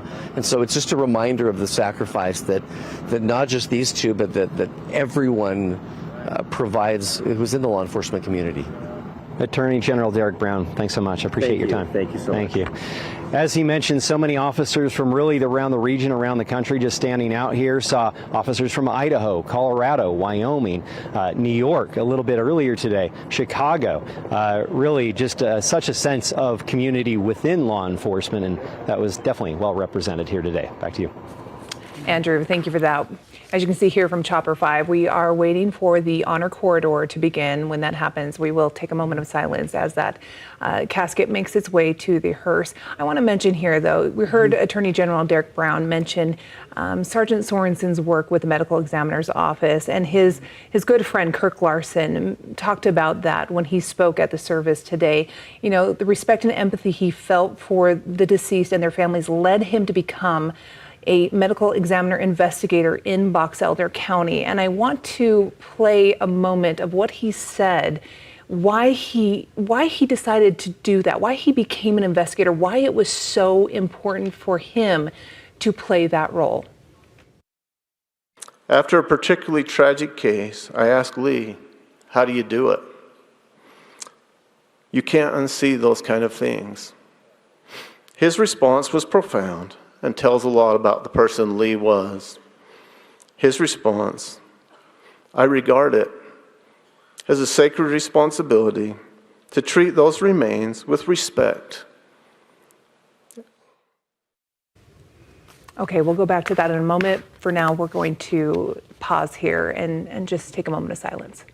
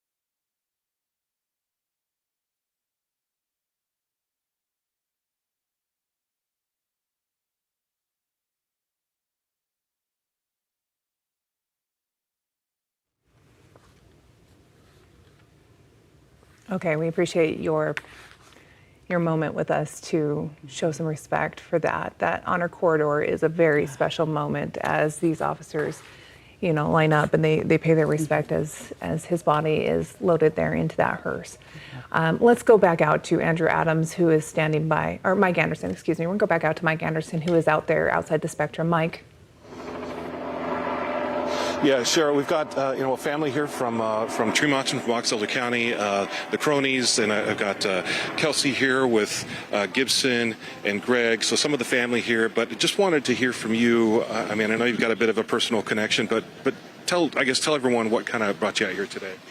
Oh, we've been family friends with the Sorensens for a long time, and they're just amazing people and do a lot for our community. And it was just a true opportunity to come today to honor Sergeant Sorensen. Yeah, the things that you heard today, did any of that surprise you? Is that just kind of who they are? And That's just who he is. My brother-in-law's good friends with him, and he just said he knew the second that all of it went down, he knew that Lee would have been one of them because that's who he was. He wanted to be there to help any domestic violence in any case like that. Wow, okay. And so obviously this has got to be hitting, not to state the obvious, but this must be hitting everyone hard in that community. It is very hard for our community, but it's been an amazing thing to see our community pull together and the outreach that they've had of support is just amazing. Our community gathered. It was our Box Elder County Fair last week, which was a special week for all of us. Governor Cox just referred to it as 5-day Christmas, and it is such a special place, and it was an amazing honor to be able to do stuff for those officers that are very deserving. Yeah, I have to imagine, that's going to, that's a special time, but I imagine this one's going to stick with you in a different way because of that. Very much so. I think it will be definitely a reminder every year, but I think those officers deserve to be remembered every year, but all year long. And one last question before I let you go. Anything else that you would share with the public, want people to know about the Sorensens that maybe we didn't hear today? I don't know. They're just a neat family that I've been lucky and blessed to know for my whole life. So, sorry, I'm just emotional. That was an incredible tribute to an amazing officer that we were lucky to have in our valley. Yeah, absolutely. Well, it sounds amazing, and I thank you so much for sharing your thoughts here today. And I'll let you guys get on your way, but thank you so much for sharing that. It sounds like obviously great people, and we love to hear those things about them, to learn about them. And so, that goes right along with what we heard in the service about how Sorensen loved people, wanted to connect with them as a bicycle officer on the street, so he could be on the ground talking with people, and he just heard more of that here. Back to you. Yeah, Mike, he sounded like the kind of officer you all wanted in your community. Mm-hmm. Thank you, Mike. All right, let's go back now to Andrew Adams, who is also outside of the Spectrum. I'm getting some more insight. So many people just wanting to share their thoughts and feelings and emotions about this special officer.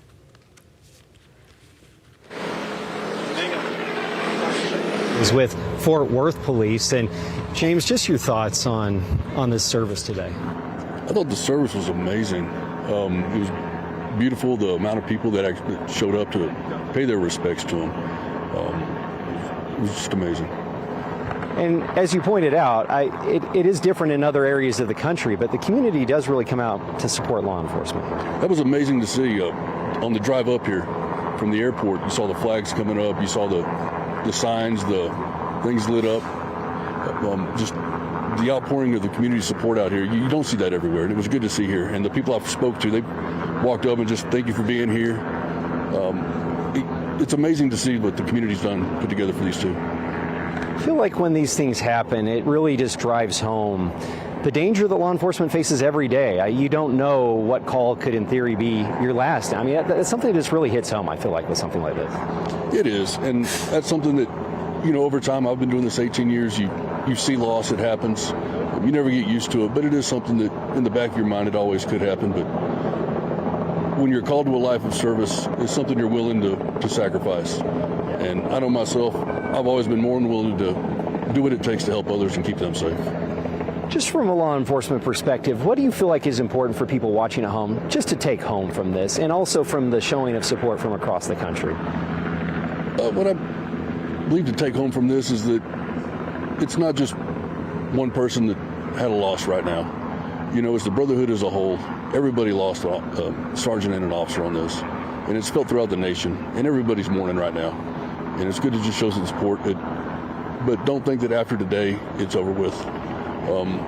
Starting this evening, once the service is over with, his family's going to go home to a house. The community support's going to fade a little bit. The signs are going to go down. The flags are going to come down. And that's really when the community really needs to step up over the next few weeks and months and years and just let them know that this isn't over. He still matters, and he's still here. Officer James Ramsell, I appreciate it so much. Fort Worth Police Department. Back to you guys. All right, just more messages of support. Thank you for that report, Andrew. We want to go back out to Daniel Woodruff right now, who is in Tremonton, where this procession, as you can see it lining up here, is going to end, we believe, in about an hour. Daniel, what's going on there right now? We saw a lot of the flags. I see you have somebody with you right now. Yeah, we do, Shara. So people are starting to show up here where the procession is going to bring the body of Sergeant Lee Sorensen here to the East Garland Cemetery. We're just outside of Garland. And one of the individuals, one of the first ones I've seen here today, is Desmond Allred.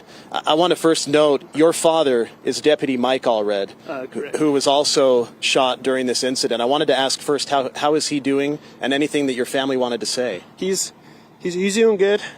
Still, there's going to be a long road mentally, but physically he's doing okay. Azula's doing as good as well. So. And Azula being the canine that was with him, they both were shot, but both are expected to be okay. Yes, correctly. So. I imagine this brings up a lot of emotions for you today. Your father was involved with this, and then seeing these two officers that passed. What are your thoughts, and why did you come out today? I know you brought your son Michael here and another boy back there. Tell me why you came and what your thoughts are today. So I was at the services yesterday, and I just wanted to be here with my two boys and just show my respects as Sorensen passes us. So, But yeah, emotions are still all over the place, but I'm real grateful for the community and just everything coming together for these two fallen officers' families and everyone that was involved. So the prayers are much felt, all the thoughts and everything too. So we can definitely feel it. Let's keep the momentum going. Let's not stop here. I think they would want this to go just as long as humanly possible. So not forget about them. Yeah, don't forget. So I think this starts here for changing the way I think I don't know, it's kind of hard to say, but I just hope that other communities can rally as well and just keep the whole world just a better place. So it's been neat to see you and others showing up here. I imagine there will be a good group of people that will pay respect. You've set up your truck behind us with a flag, and we are seeing others who have shown up with flags as well. It feels like this is a community that shows up for something like this and for a person like Sergeant Sorensen. Yes. Yep. So he was amazing. You can totally feel just around his presence just how good of a person he was and everything.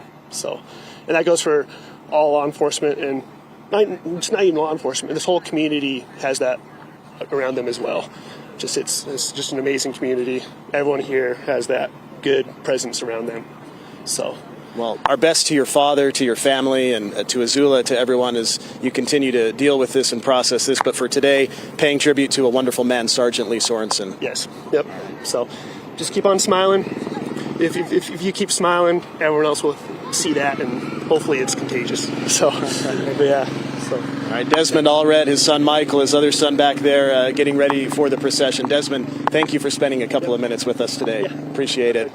The procession has started from Cache Valley here to Box Elder County. It'll take a little while to get here, and then we anticipate a bigger crowd to welcome the casket carrying the body of Sergeant Lee Sorensen here to the East Garland Cemetery, which is just a little bit away from us here. And we've got law enforcement in place. They've started to block off some roads. You can see here some firefighters and others who are here getting ready for what will be a somber moment, but an important one for this small community, the Tremonton-Garland area. The Tremonton-Garland Police Department serves this rural community. It is a tight-knit community, and we definitely see that with the interview we just had and with some of those who are here. I also wanted to note from the funeral today, we heard from one of the police officers, Officer Grayson Jackson, who talked a little bit about Sergeant Lee Sorensen and just the type of man and officer that he was. Lee was more than a protector in uniform, but a man who made sure those around him were cared for, laughed with, and never felt alone. So let's honor him by living like Lee. Let's take care of each other, and because Lee wouldn't want it any other way. Some touching tributes certainly today from the funeral, and it's important, I think, to hear from those who worked with him day in and day out.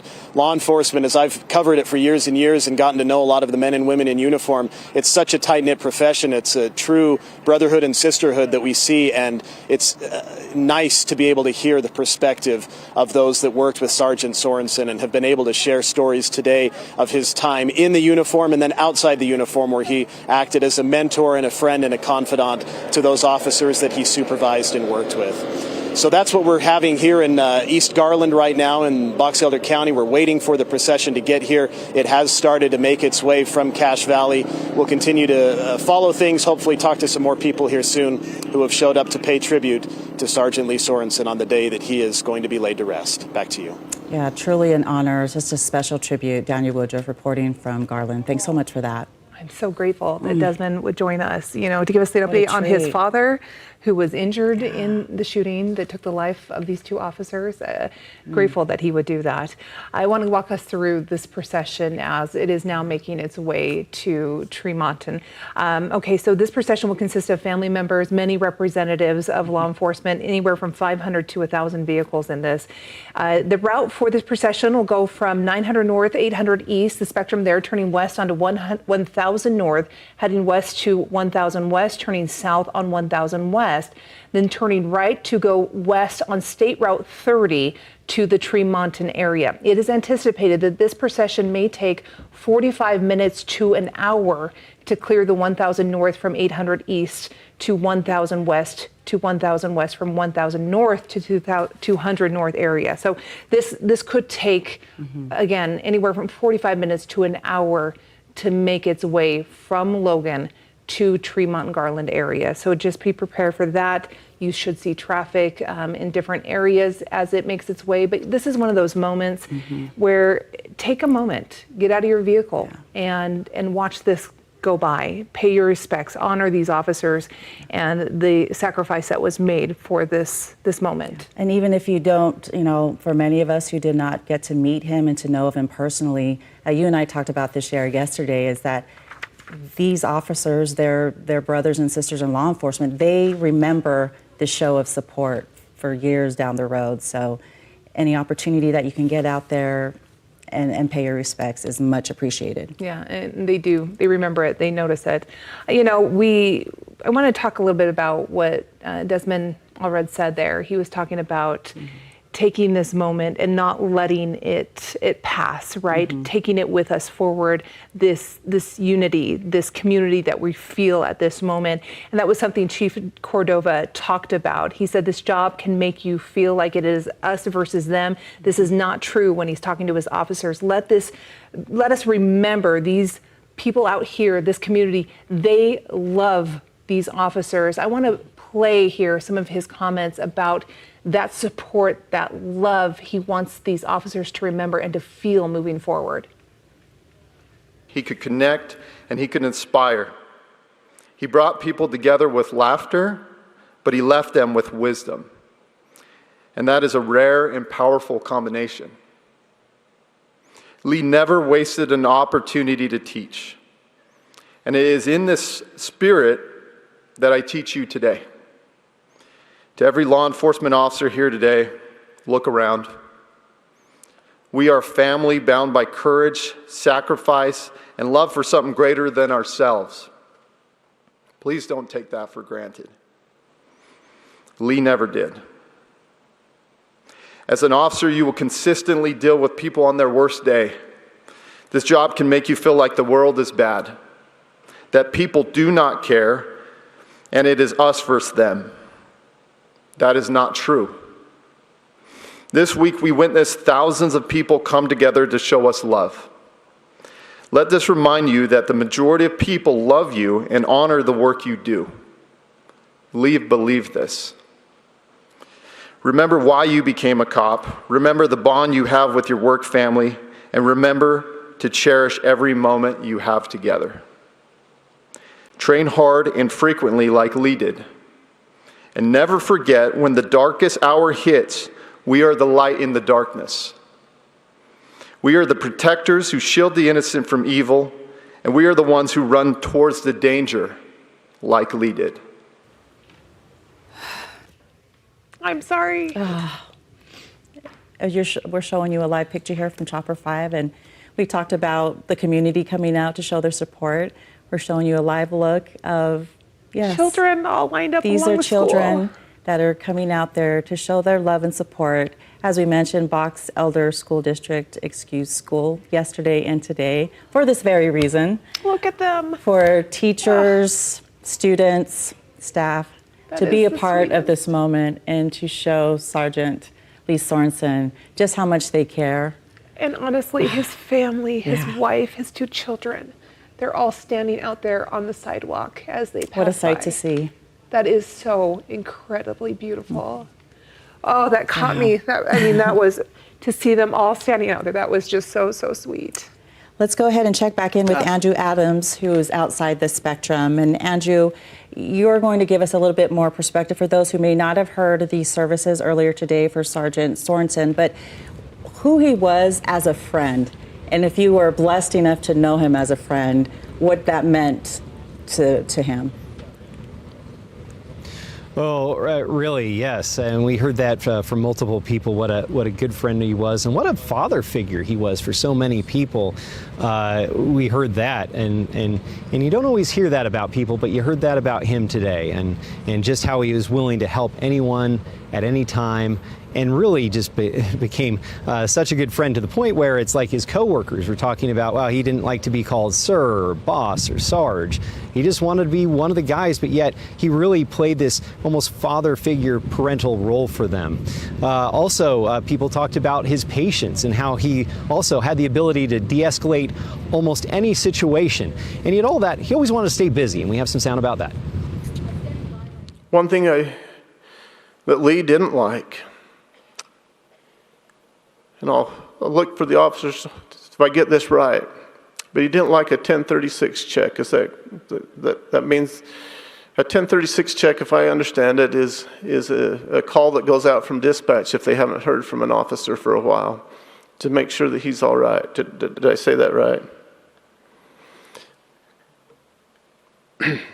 Lee didn't like that. To Lee, if he got 1036 checked, it meant that he hadn't been doing anything. And he didn't want anybody to think that he hadn't been doing anything. So he tried to make sure he had something to show that he was working.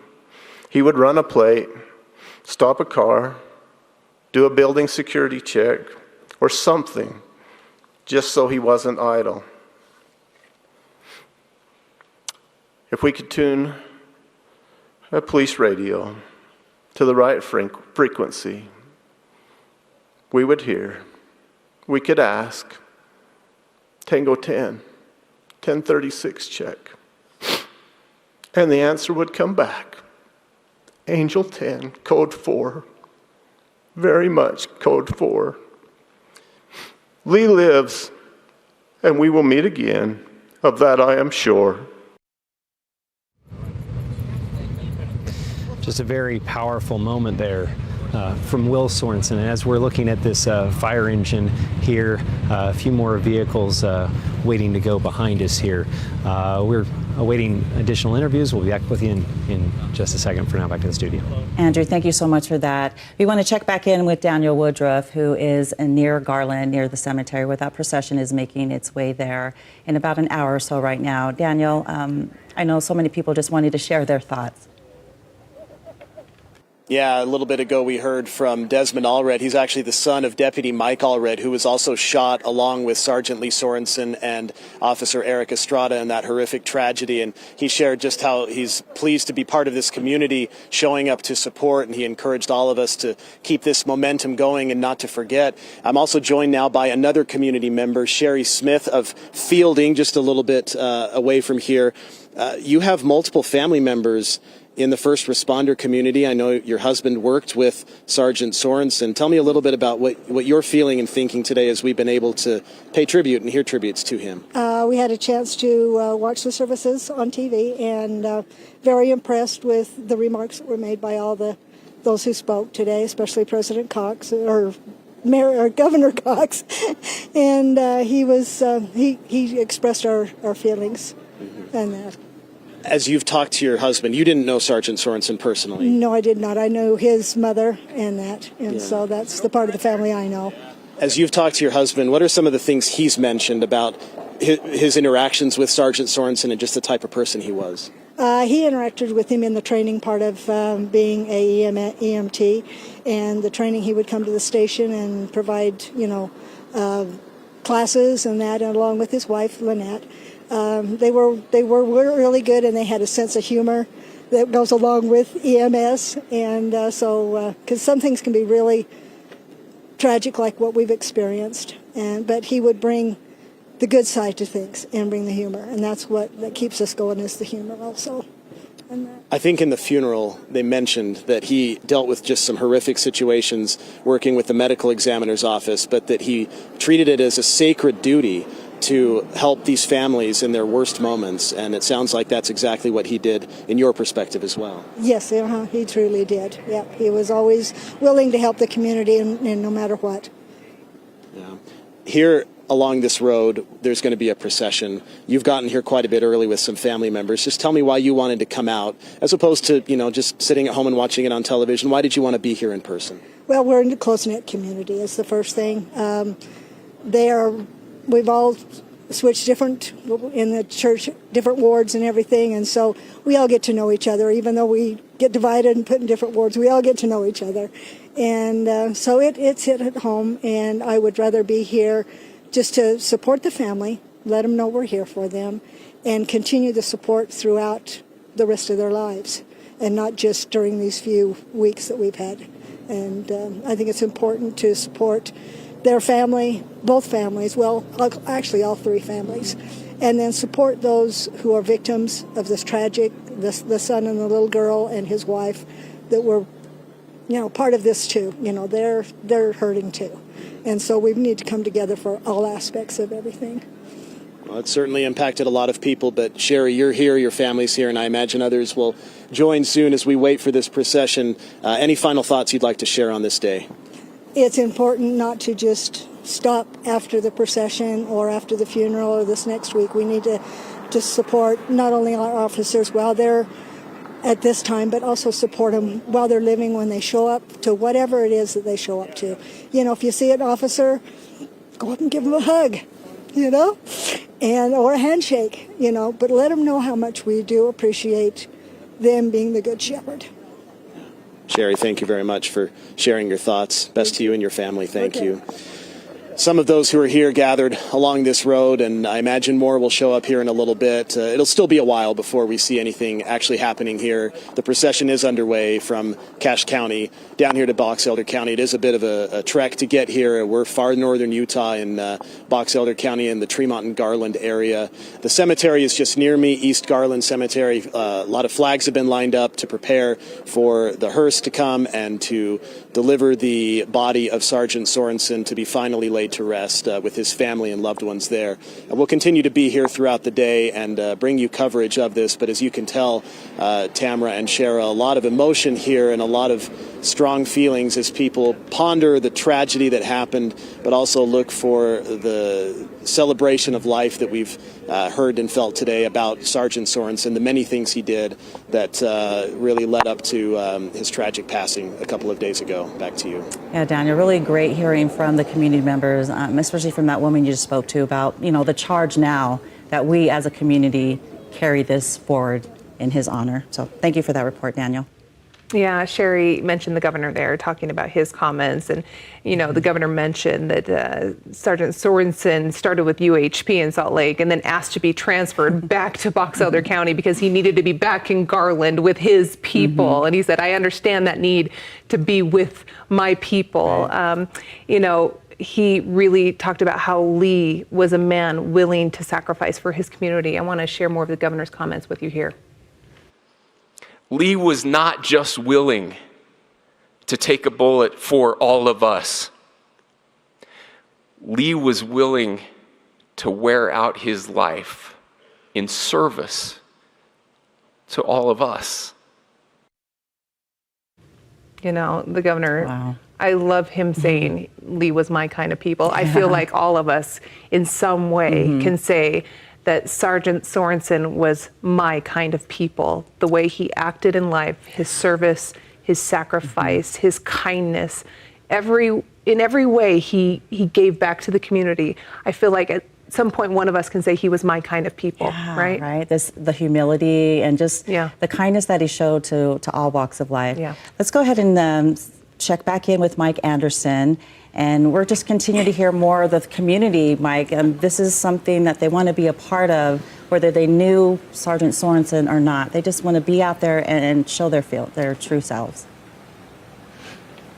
Yeah, in fact, we've got people that were here at the funeral just kind of watching the procession continue to leave here. And I've got a couple with me here, Brett and Stephanie Gailey, and their son read the eulogy during the service today. But just want to hear from you folks. I mean, what did it mean for you to be here and to hear more about Sergeant Sorensen?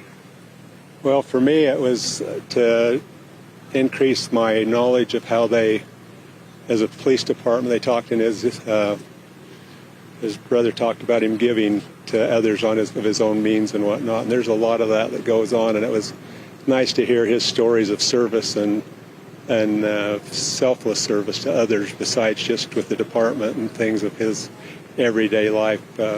I know we've heard things before about with him being associated with the fair and all that stuff. And it was just kind of fun to hear those kind of stories from his family today. Yeah. And of course, your son also with the department. I mean, I imagine this has to be a tough time for him and for everyone involved. I think so. It's affected, like they said in the service today, it's affected not only those two police officers' family, but the entire department, the entire community. Our hearts go out to Eric and Lee's families, of course, and Deputy Allred. We're so glad that he's okay, but yeah, it's torn or hit the community hard, really hard. You always hear that something like this can happen, but you think never in your neighborhood or never here, but it did, and we're just thankful more weren't hurt, but. Yeah, and it's tough because you feel for the family, but at the same time, do you also kind of breathe a sigh of relief that your son is okay? Oh, for sure. When he sent that text really early Monday morning and said, hey, we lost two of our officers last night, but I'm okay. And oh, thank goodness, I'm so glad that Skylar's okay. But your hearts go out to those families, and you almost feel that. I've heard the term a couple times, survivor guilt. You're so thankful that your loved one is safe, but your hearts go out to those that weren't, those heroes that lost their lives. Well, and maybe just one more question here is, you're standing here watching the procession and the display and all the people here. What does that mean to you as parents of someone in law enforcement? I love it. As a mom especially, I'm fearful. I just try, honestly, every day not to think about the situations that our son might be in. And you hear so much negative in the world about how people do not like the law enforcement, and it's heartwarming and makes me feel really good to know that there are so many people that love and support our police officers, and they truly are there. And the community up there, they have been wonderful. The outpouring of love and donations and things that have come in it's amazing. So it's very heartwarming as parents. Yeah, it's been a great thing to watch, and to watch the change. And not necessarily the change, but the attitudes of people towards one another and different things. These kind of things bring together. And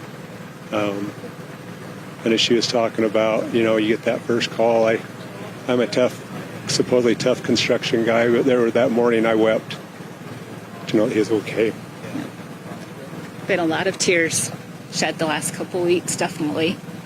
Our hearts just ache for them, but we're so thankful for that he's safe and the rest of the department, and for the community's love and support. And hopefully, like they said in there, was it Chief Cordova?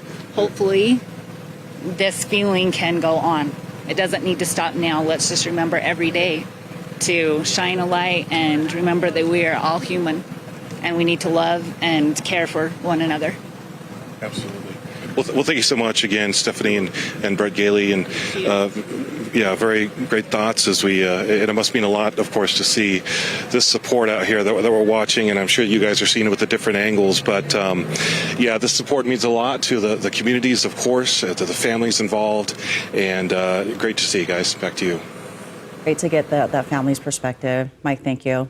All right, let's go back out to Andrew Adams. Andrew. Well, among the leaders and dignitaries here today, Representative Blake Moore. And Blake, appreciate you taking a couple to talk to us, but just your thoughts on that really moving service today. Yeah, I appreciate the coverage that's actually being provided to this, because it's something that I hope people can take a part of it. Even hear the governor's speech was sensational, to a really nice message. But my big takeaway is just unspeakable tragedy, and seeing a community come together, and seeing, thousands of officers here today, all saluting when the casket was taken. I mean, it's just, this stuff is, when they're with something so tough to deal with so much pain in the coming days, weeks, and months, and to kind of see the respect that there truly is for our law enforcement is the important aspect of all this, and of course honoring Sergeant Sorensen and Officer Estrada, and his was yesterday. This is an important thing for our community to be able to see and witness. What do you hope is taken home by Utahns at large, just their example to everyone? Right. I did not know either of these two officers. I've had a chance to meet several officers from the various precincts and counties that I represent, but we're never going to meet everybody. But everybody knows an officer in their own neighborhood, in their own county, in their own area, and take from this the ability to reach out and express how much you appreciate their service, and doing that more frequently, right? Because this is a reminder, this is an incredibly dangerous job. And as the governor had mentioned, he has a security detail, and that's part of being the governor.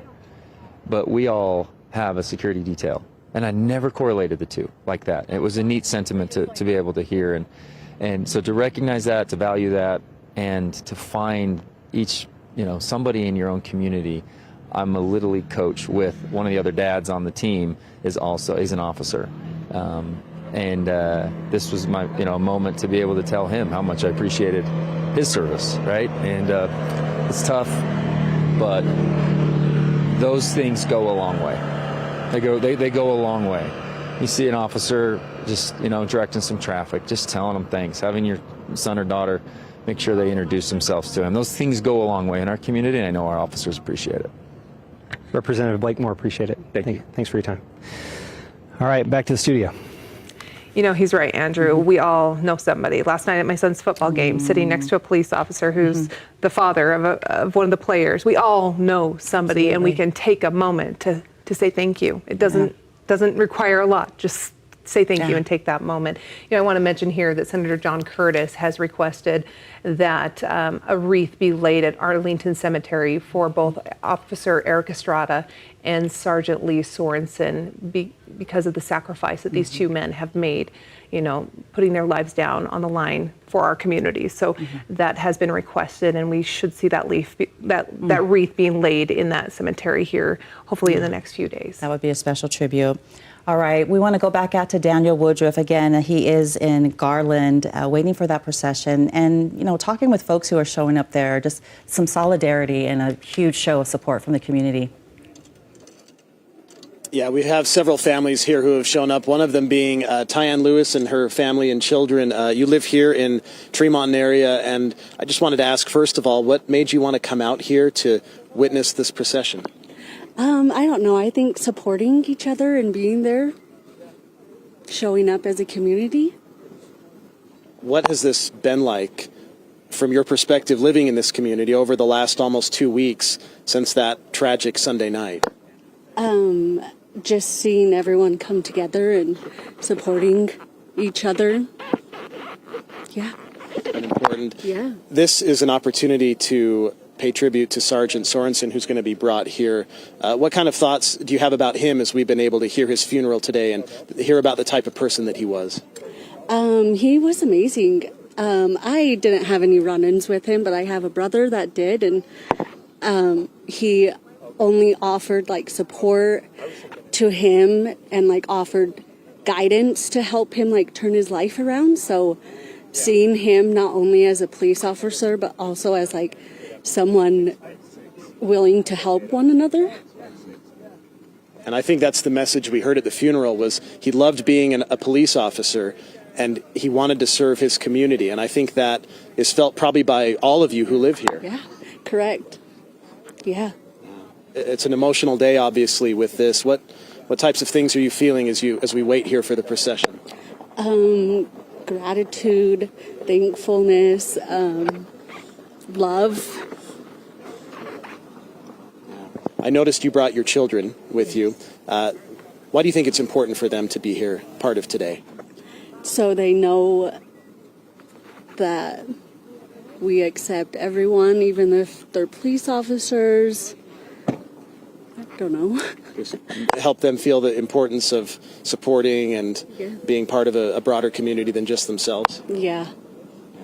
Any final thoughts, Tyann, that you'd like to share as we kind of wait for what's next? Just thank you for the service of the officers and policemen and women that serve and put their line on the life for our community. And yeah. I appreciate you taking a few minutes with you and your daughter here. Thanks for talking to me. Appreciate it.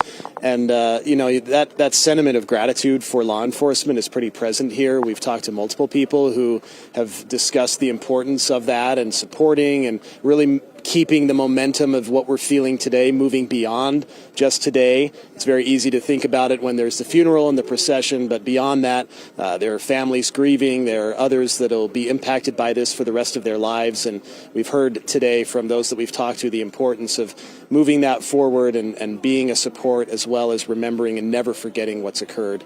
We're waiting now for the procession to get here. We've got a few more people that have showed up just along this road here in East Garland, and the cemetery is just right over there. I might have my photographer just show a little bit about who's here. We've got law enforcement from a number of agencies. We've actually spotted some out-of-town, out-of-state law enforcement that are here near the cemetery as we wait for the procession. I see down the road we've got a couple families holding flags. This is nothing in particular that's organized. It's just people showing up with their loved ones, wanting to be here, part of this day where we pay tribute to Sergeant Sorensen, remember the type of officer he was, the type of person he was, and I think there's a sense as well of those that have gathered of wanting to show support for his family, because behind this there is a grieving family, and I think a lot of the people here have expressed that desire to show them that they're not alone, and that here in the Garland, Tremonton area, in this rural community in Box Elder County, there are people that care, and they want to show support as that procession here enters in the next little bit, and as Sergeant Sorensen is laid to rest. We'll send it back to you for now. Daniel, each person that you're interviewing, we are certainly getting a sense of that community support. And as you mentioned, definitely want to keep that wave of support and that momentum going. Tamara, I want to take a look at this. I just think this is so beautiful, right? Mm-hmm. State Route 30 here. We've got this procession coming into the Tremonton-Garland area. And this is Box Elder County. This is the procession coming along here. And look how beautiful this is. This is the county that he loved. This is his county. Yeah, we get why he wanted to come back from Salt Lake so badly, just to be home with his people, with his community, the people that he just wanted to serve, that he truly loved. He loved this land. We heard about how he loved agriculture. This is such a beautiful look at the country, the rural area that he loved, and he is coming home to that area. And I just think that there's something poetic about that. That it is just a beautiful look as he's coming home to that area. It and is. to see the farmland and It's to see stunning it's just, backdrop, isn't it's it? just a beautiful backdrop. Hopefully you're at home and you're taking all of this in while we can't be out there among the other community members who have gathered there. Hopefully this gives a little sense. Okay, we want to check in with Mike Anderson, who's been able to talk to some of the community members outside of the spectrum. Hi, Mike. Yeah, hey Tamara. We've heard a lot about how giving Sorensen was and his wife is, and how they enjoyed the community working with law enforcement there, and how he loved agriculture. Got his bachelor's just recently in agriculture. But we heard some stories during the service from friends about how Sorensen had a sense of humor too. Also, was giving service to people in the community. But I've got a couple of bites here that we're going to sound bites that we're going to listen to here about kind of some of his interactions about his kids and how he had a bit of a sense of humor in his caring nature. Lee loved his family.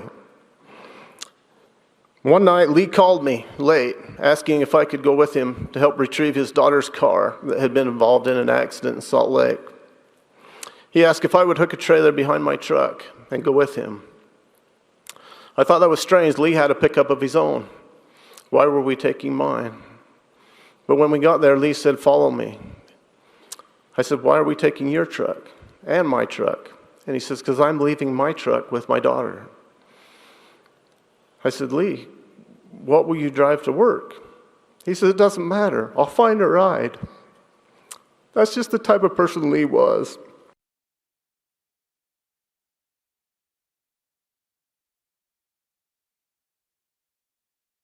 Others first there, as he heard, and looking out for his daughter.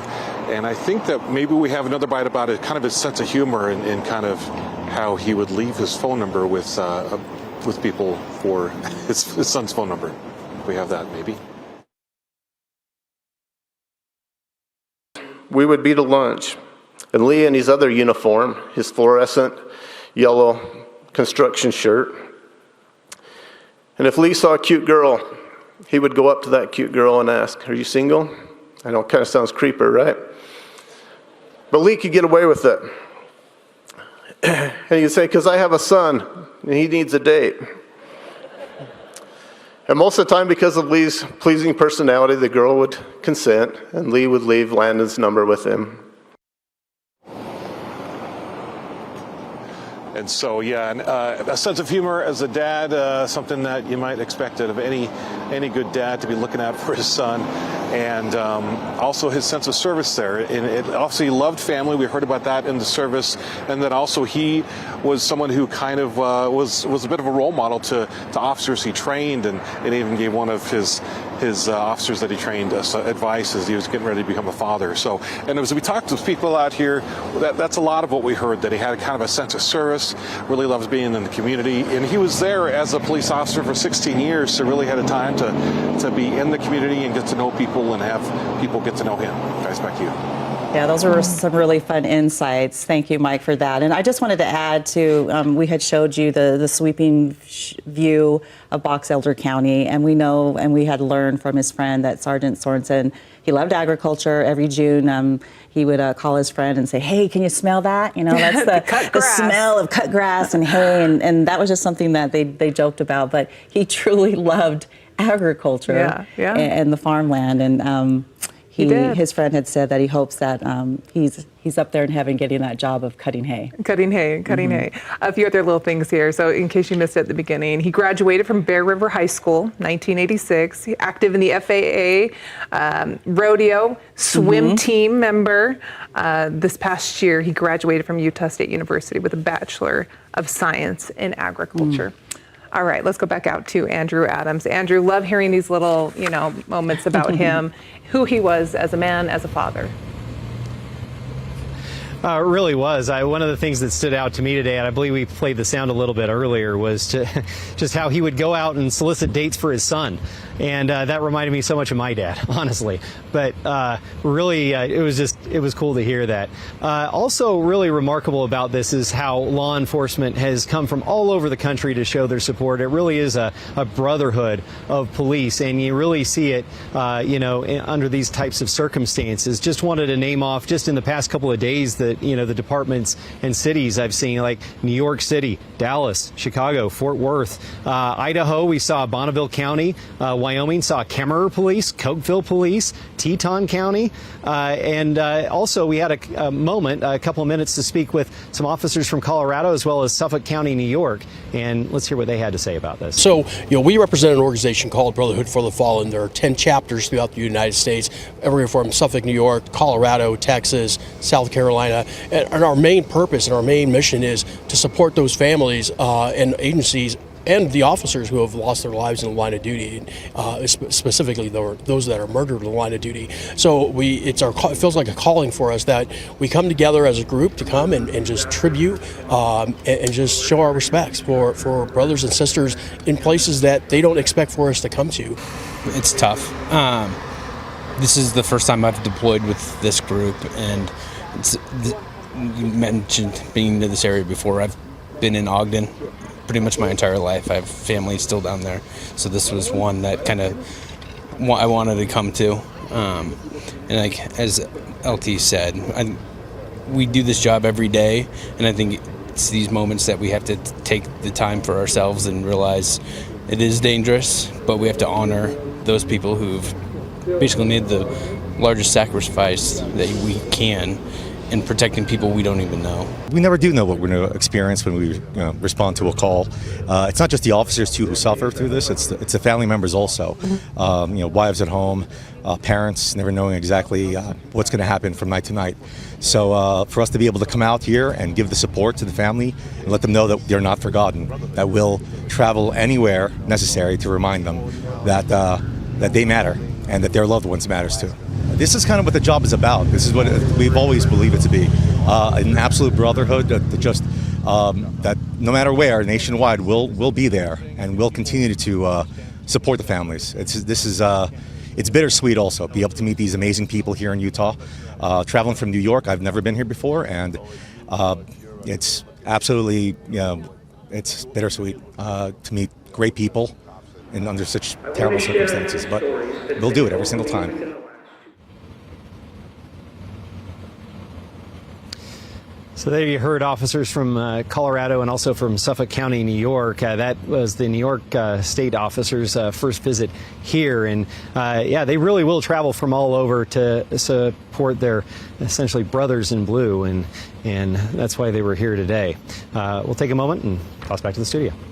All right, Andrew, thank you. Yeah, these officers really do. They come from all over to show that support. Yesterday I mentioned that I spoke with a retired chief deputy, and he said that hearing that other officers came from out of state, it mattered when his friend was killed in the line of duty, because it just showed that support was coming from all over the country, right? Right. They're not alone. They're not alone. These officers get it. They understand. They can lean on each other. They can lean on each other. I want to mention here that the procession, the end of that procession is just leaving Logan. And so this procession is still continuing there on State Route 30. And so we're just seeing the back end of that procession leaving Logan at this time. Anywhere from, we were told from 500 to 1,000 vehicles were part of this procession. So it is a long procession making its way to the Garland, Tremonton area. So we just want to make sure you are aware of the length of this procession at this time.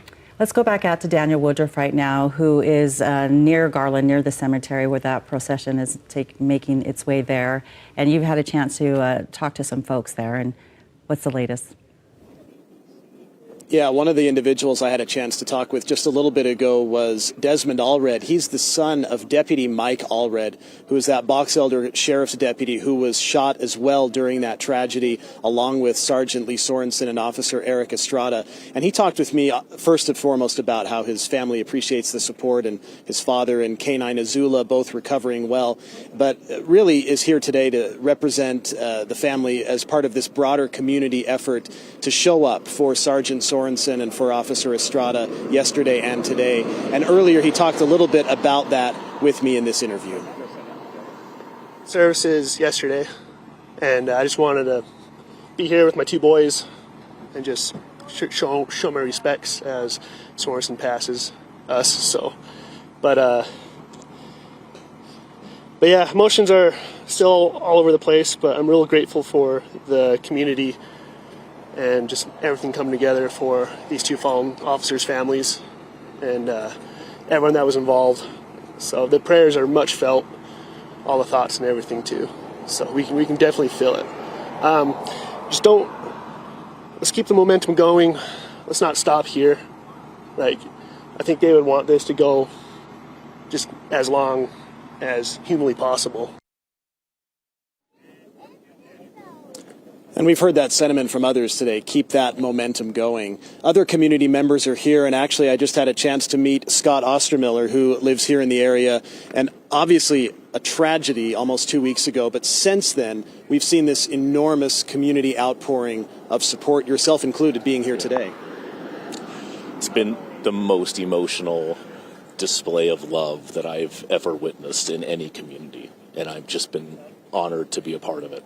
I don't know any of the family members involved, and I actually wanted to come and thank you and thank the media for not just covering the tragedy, but for showing up to cover the love that this community has poured upon all of these families, and I've just been grateful to be a part of it. I appreciate that. Thank you. And it's been neat to see how many people, whether they knew them or not. I know this is a small area. A lot of people know everybody. That's kind of the saying. But sometimes you don't know them, but you still feel that sense of connection to them just living in this area and knowing that they served you as police officers. Yeah, I was home listening to the funeral live streamed and just hit by this knowing that they would take a bullet for me. I've never met any of them. And that was said today in the funeral. They would take a bullet for me, and I knew that to be true. I mean, it's hard to imagine. You've shown up here with flags. You're one of multiple people who have shown up here today to kind of line the procession route. What's going to be going through your mind as that procession ultimately makes its way here to the East Garland Cemetery? It's all love. It's love. It's love for them, love for their families, love for this community, love for you guys. It's just all love. Appreciate it, Scott. Thank you very much. Thanks for being here. We've had a chance to meet a lot of people here today that share similar sentiments, and it really is a community outpouring of support as more and more people line this road here in preparation for that procession. You heard earlier, the last part of the procession is just leaving Logan now, so it'll be a little bit before they get here, but people are waiting. In fact, Ray, I don't know if you can kind of show some of those across the street, and if have our photographers just scoot out of the way here, thanks. To kind of show some of the people who are just on the side of the road with flags, and I don't know their connection. I don't know whether they knew these officers or not, if they knew Sergeant Sorensen, but want to be here and be part of this day. It's a somber day. This is a quiet community, and you can feel that, but it's especially quiet, I think, today here in Garland, in the Garland area. As people wait for this procession, it's kind of a reverent time. That might be the best word to put it. People are friendly with each other, but there's a certain sense of soberness that is here as part of this today. So we'll wait for the procession. We'll continue to talk to people who are here, but a lot of, as he put it, love that is on display here today for Sergeant Sorensen, for his family and loved ones, for all of those who are mourning. Back to you. Daniel, so touching to see. I can imagine what it's like for you just being there on the ground and seeing folks just all lined up. I mean, looking at the live picture here, we also saw a vehicle just off to the side and a couple people just outside and waiting as this procession goes by. Just touching, Shara. We just can't. So beautiful. That gentleman's words really touched my heart. I go back to Chief Cordova's words, and I just want to read some of these. He said, "Today we mourn our brother who sacrificed his life to protect another, and it will forever be our hero. We will hold the line, answer the call, and protect the innocent with renewed strength. That is how we will honor him." Beautiful words from Chief Cordova as we see people standing there to honor him as he passes by. I want to go back out to Andrew Adams. Andrew, powerful words from everyone who spoke today, and those words ring true. They really do. Really, absolutely. And you mentioned the chief. I mean, he described Lee Sorensen as a cornerstone of the department. You know, he'd been there for 16 years, embodied courage, integrity, and compassion, and could teach and connect and inspire. Some more words from Chief Cordova there, but really everybody talked in glowing terms, and that's really been over the last ever since this tragedy took place. But so many people that we've heard from, I've heard from in the community, just relating experiences of Sergeant Sorensen and what kind of man he was. Of course, he liked being called Sarge, didn't like being called boss, as we heard today. Didn't want to be called sir. He just wanted to be one of those people, and yet he played this fatherly role to the people around him. And, also really impactful was what his brother had to say about him. Let's listen to what Will had to say. Lee was a true hero.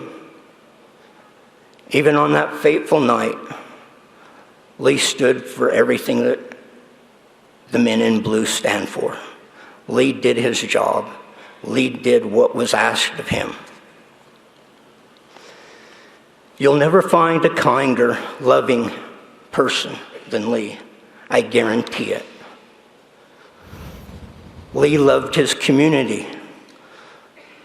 Lee would do anything for the people in Tremonton and Garland. Anything at all. He was there, helping, doing, and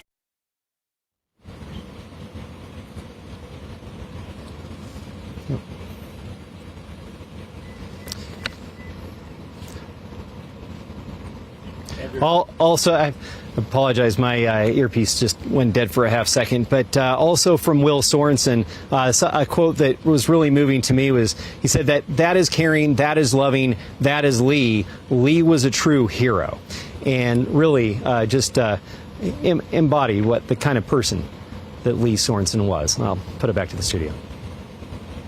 All right, Andrew, beautiful words there. I just want to point out what is happening right here. The procession is now approaching Garland. You can see over on the right side of your screen, there is a horse-drawn carriage. We understand that the casket will be transferred into that horse-drawn carriage, and then that will proceed into the cemetery. So we would like to just pause on this for just a few moments here.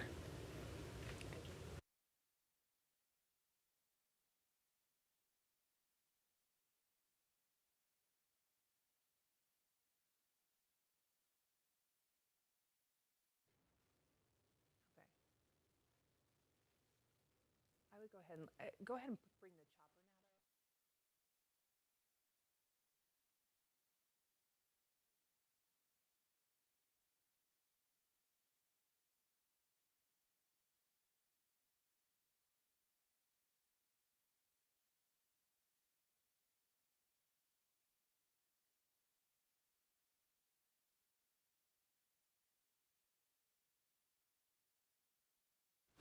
now. Okay, let's bring. Okay, as you can see, we've got the hearse that is pulling up here. You've got the horse-drawn carriage right under the flag, and it's going to walk up to the hearse. Wow. They're going to transfer the casket to the horse-drawn carriage, which is absolutely beautiful. What a beautiful way to bring him into the to bring him into the cemetery there. Very fitting, as we talked about his love for agriculture and for farming, and just being so proud to be from that area. It is absolutely fitting. And we know that we have been checking in with Daniel Woodruff, who's there on the ground right now. Daniel, let's go ahead and toss it over to you and kind of give us your perspective of what you're seeing there on the ground. Yeah, and I'm not sure if you're seeing our shot, but over on Highway 30 off in the distance, we started seeing the procession show up a little bit ago. And in fact, if we look down the street, I'm just looking down the street right now from me, and it looks like a couple of vehicles are coming down. So it's near here. People are kind of getting in position now with their flags and other emblems to be ready for the procession that's actually very feet away from us now. This is really neat. You know, I've never witnessed anything like this before. I've seen something similar, but not a white carriage like this. This is a really beautiful way to do this. We'll just take a look at this for a few minutes here.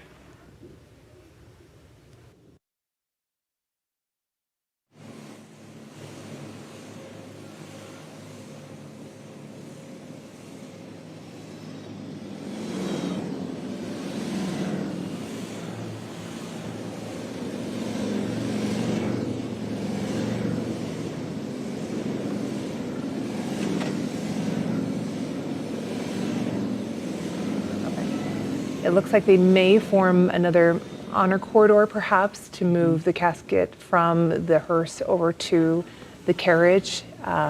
Those motorcycles are, they're coming in still. This procession is a very long procession, and there's a lot of the motorcade there.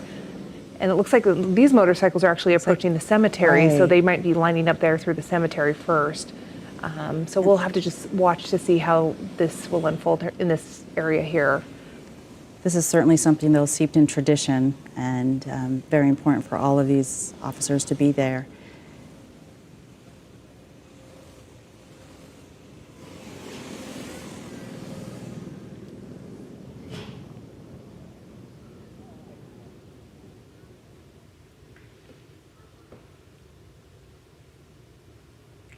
Okay, let's go back out to Daniel Woodruff there on the ground, giving us a perspective of what he's seeing. Daniel?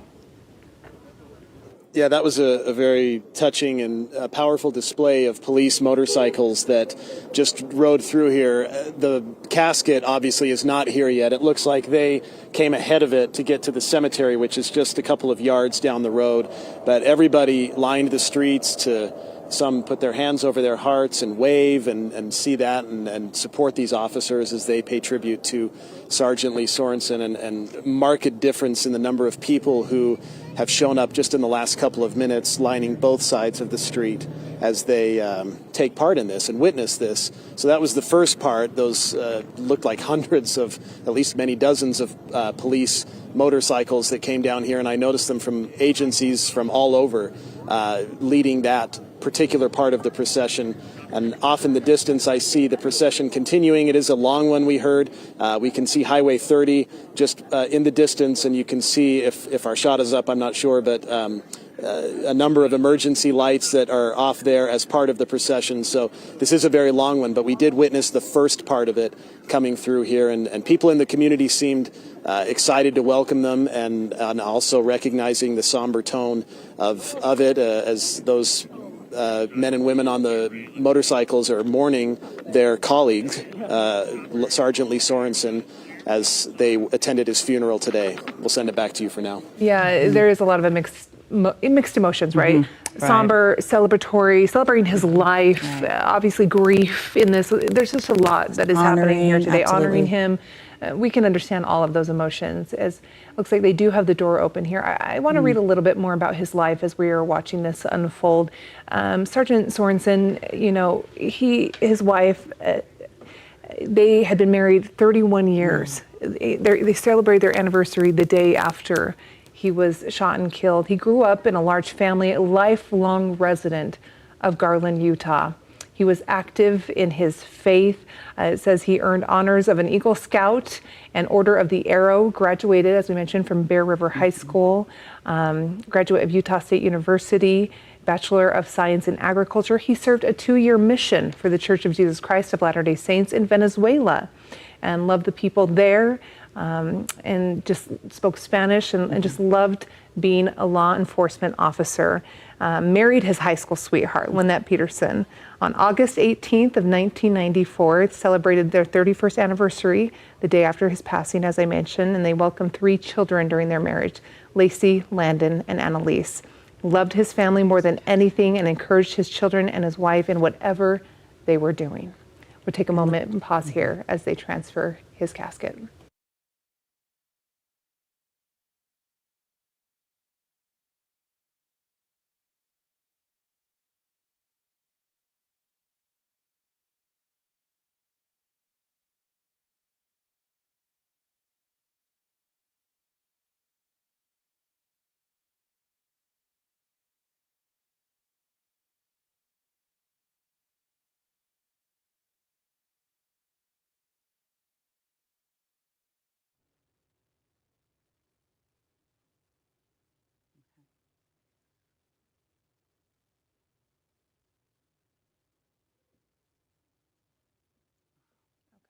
I think we can bring our mics back up.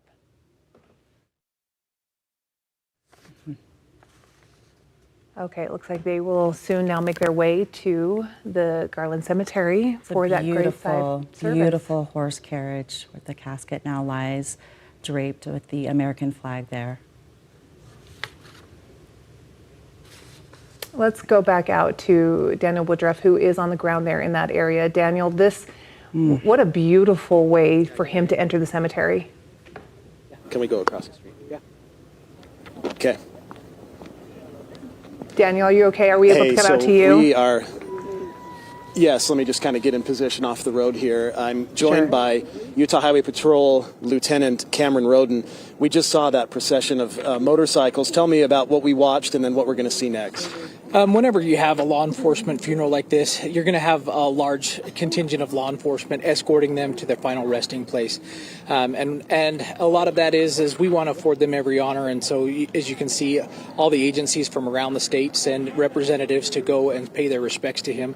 So that motorcade that comes through, as you'll see here in a few minutes, the casket will come through, and then a lot more law enforcement cars will be behind that. So just agencies showing their respect. We associate with each other out there doing the day-to-day work, and so we want to be here to lay him to rest.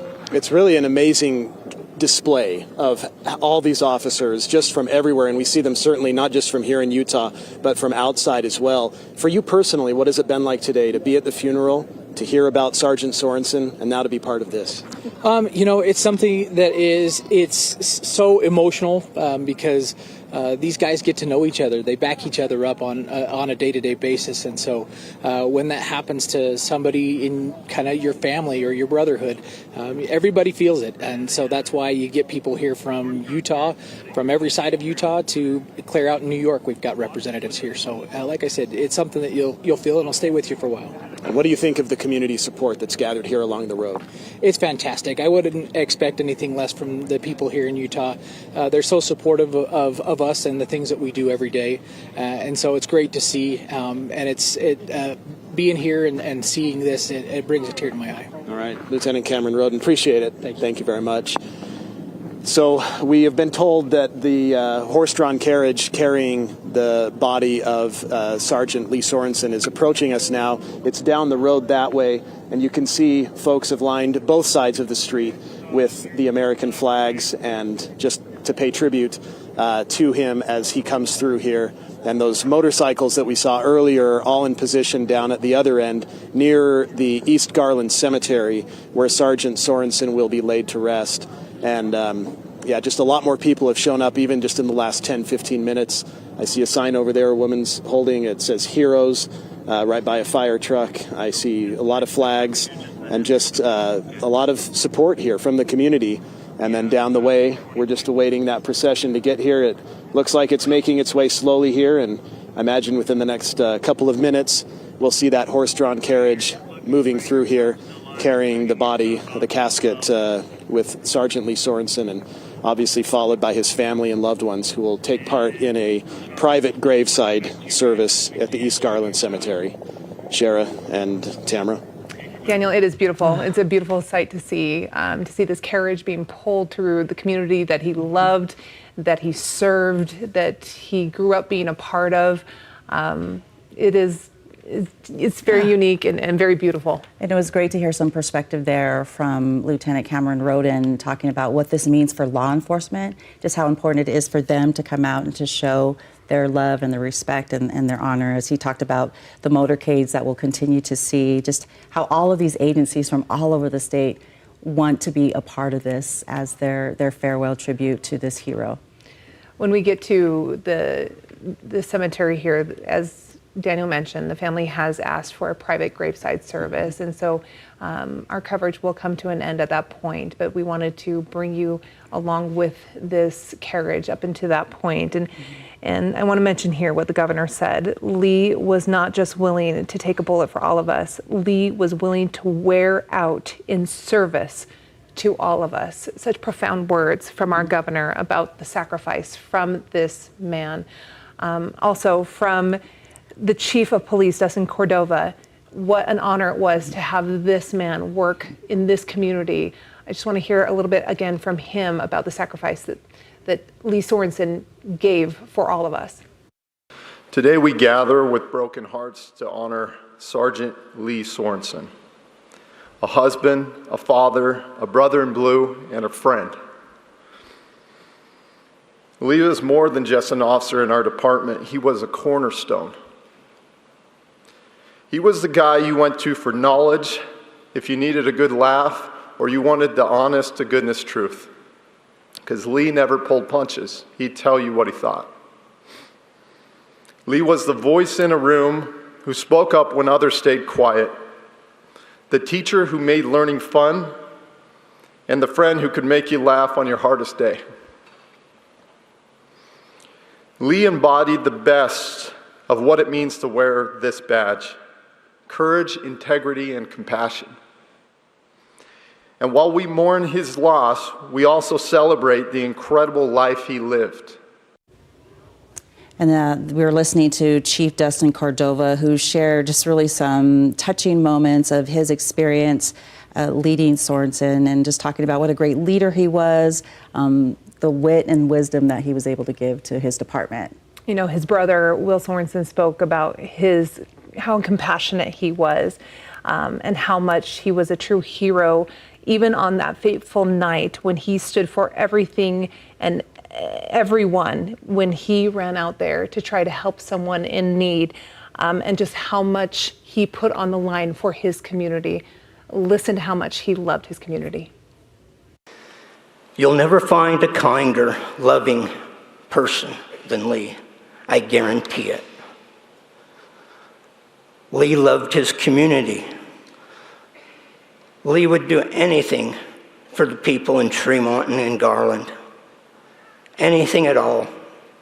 He was there, helping, doing. And yes, he loved that bicycle that he'd ride in the parade. Yeah, that was really nice to get some insight there from his brother. We also talked about the remarks from Governor Spencer Cox, and he talked specifically about rain. And as you know, it has been a dry, hot summer here in Utah. And the rain that we've had the last couple of days, the governor talked a little about the symbolism of what this all means. Let's go ahead and listen to his remarks. Now, I don't know what it's like in heaven, but I know that we've needed some rain. And I know that somebody who got a degree in agriculture knew that we'd been praying for rain for a long time. And I don't know if those are tears that were falling from heaven this week, or if Lee went into his boss up there and made it clear that we needed some help down here. But I'm grateful that Lee is watching over all of us, and especially his family. You know, Chief Cordova even said when he first took the job, Lee Sorensen came in with a list of things to get done and didn't walk out until he had that list on his desk. You wanted Lee on your side. You wanted Lee on your side because he was going to get things done, and maybe he's getting things done up there. So we appreciate those comments. Daniel, let's go back out to you as this beautiful carriage approaches. Yeah, we're seeing just down the road from us here, we're right by the East Garland Cemetery here in Box Elder County, and you can see, and I'll just step out of the way so that photographer Ray here can show you that horse-drawn carriage, and the procession is not far from us at all, a couple hundred yards maybe. People here lining the streets waiting for that. It's gotten very quiet and somber as people are holding flags. They have some hands over their hearts and are just part of this important day to pay tribute to Sergeant Lee Sorensen.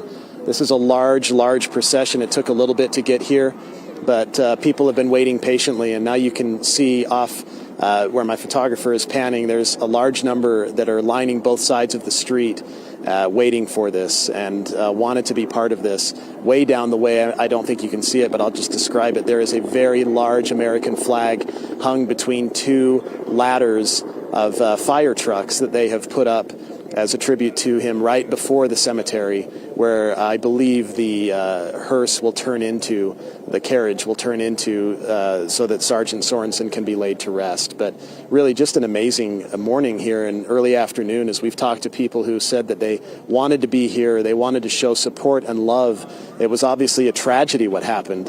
No one would dispute that. Almost 2 weeks ago when Sergeant Sorensen and Officer Estrada and Deputy Allred and his canine Azula were shot night, and Officer Estrada and Sergeant Sorensen were killed during that domestic violence call that they were responding to in Tremonton. But in the wake of that and in the aftermath of that tragedy has come this incredible support from people that you see lining the streets here to show love and kindness and gratitude for what these officers do every day and what these ones in particular did and what Sergeant Sorensen did.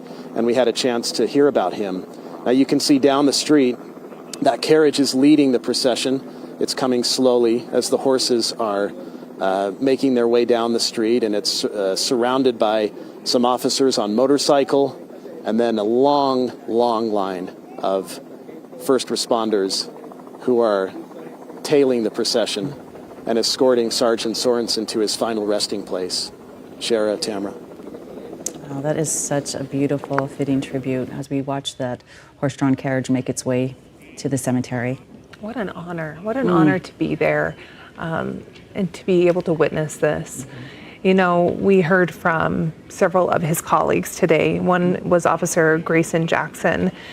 He talked about Sergeant Sorensen being a man who wore many hats, and he talked about how he would show up and just check on other officers, check on people in the community who just may need a friend or someone just to be there for them.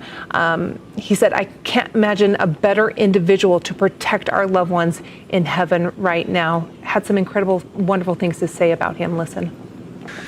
Today we grieve as a community, as a family, as friends, and as brothers and sisters in uniform. But I also believe the grief we feel is a message from Lee himself. It's his way of reminding us, hold each other tight, protect the ones around you, and don't forget to laugh. I want everyone to look around at everyone in this room today. We are all here because an amazing man made an impact on us. It's really great to see some of that, hear some of that insight of what Sergeant Sorensen meant to those people that he led.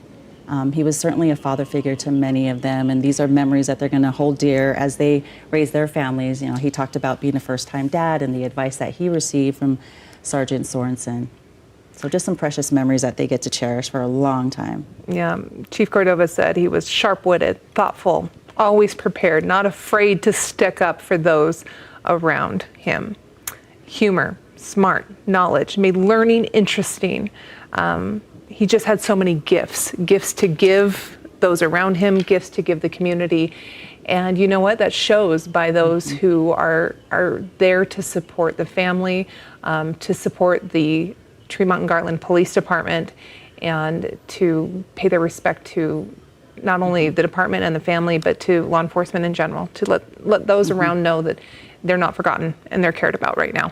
And I think it was really fitting for the chief to use his words today as a teaching moment in, you know, the example of Sergeant Sorensen, and really trying to wrap his arms around his department, the men and women in law enforcement who really are grieving and they are missing their friend, their colleague, their leader. And so, you know, moving forward, we heard from several of his colleagues who said that they were definitely going to do that. You know, Larson, I thought, had some really beautiful things to say, you know, being a good friend. He talked about Sergeant Sorensen being religious, talked about that, you know, he had great faith in Jesus Christ and offered his belief in a testimony in the atonement, and spoke of peace in small moments, and really gave a touching tribute to a beautiful friend. And I want to play a few more sound bites from him, or just to hear a little bit more from him on who his friend was.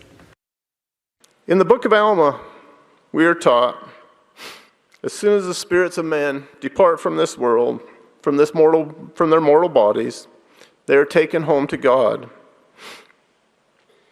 And those who were righteous are received into a state of happiness and rest and peace, where they can rest from all their troubles and sorrow.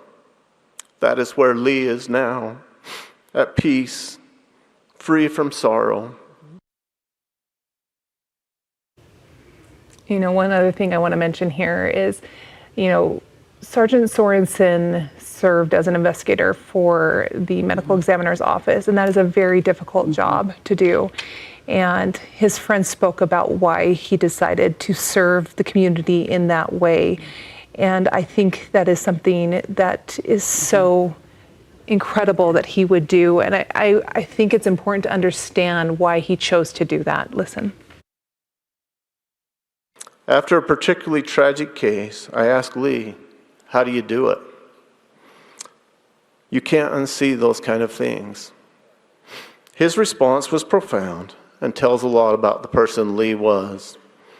His response, I regard it as a sacred responsibility to treat those remains with respect and bring closure to the family and loved ones of the deceased. Lee understood the sacredness of the human body and had a firm belief in the resurrection of Jesus Christ, when our body will rise from the grave and be reunited with our Heavenly Spirit. Even in a family's worst moment, Lee took it upon himself to make sure that they were cared for and that their loved one was cared for in the most proper and special way. And that is why he chose to do that. And we heard from Governor Spencer Cox, just adding to that, how because he did work at the medical examiner's office, that his colleagues, those that he worked with, made sure that they were going to take extra special care and delicateness because of the service that he rendered to them on all of our behalves. So as we're showing you a live picture now, again, of that horse carriage carrying the casket of Sergeant Lee Sorensen to its final resting place at the cemetery.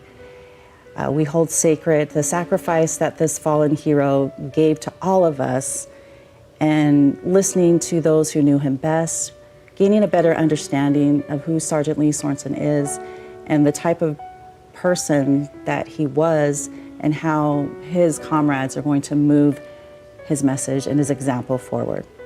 Now, the family has requested that we give them their privacy there at the graveside service, and that is certainly something that we are going to abide by out of respect for them and their privacy.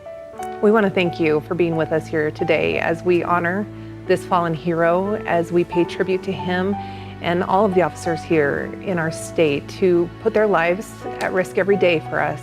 And we thank you, and we ask you to please continue to honor him and honor them, as we say thank you one more time to Officer Eric Estrada and to Sergeant Lee Sorensen in this incredibly difficult time as they paid the ultimate sacrifice. And we leave you with this one last look as we say a final goodbye.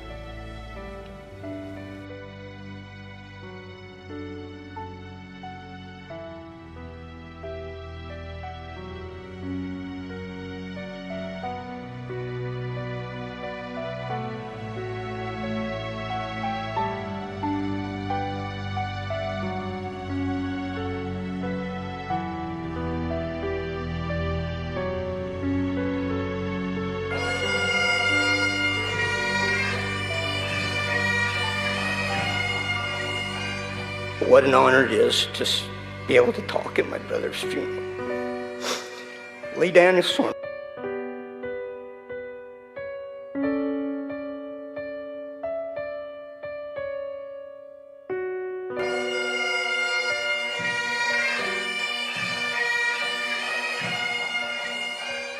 What an honor it is to be able to talk at my brother's funeral.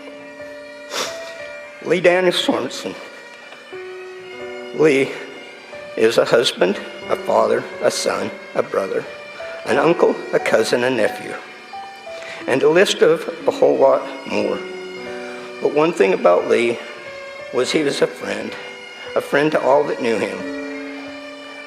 I don't have time to tell all of Lee's accomplishments in life, but as you heard his obituary, how much more could you ask for somebody to accomplish the things that he did?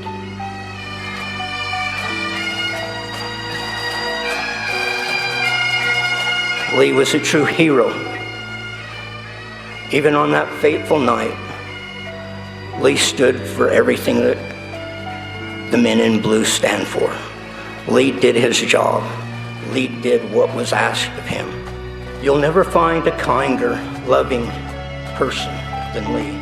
I guarantee it. Lee loved his community.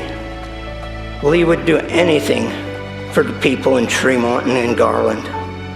Anything at all. Lee, I'll see you in a couple hours to continue our discussions and learning at midnight like we always do. Love you, Dad. Today we grieve as a community, as a family, as friends, and as brothers and sisters in uniform. But I also believe the grief we feel is a message from Lee himself.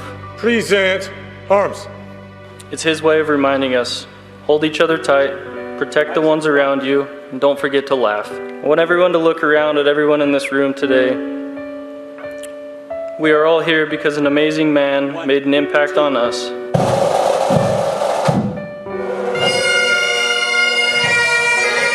Before I close, I just want to say this. In these dark days, we have seen light. The overwhelming support from fellow officers, from citizens, from leaders across our state has carried us through this. To every person who has stood with us, prayed for us, and showed love for Lee and his family, thank you. Your kindness has been a shield. It reminds us while evil can strike, it will never overcome the good that lives in the hearts of so many. We'll miss you, Lee, and we'll always love you.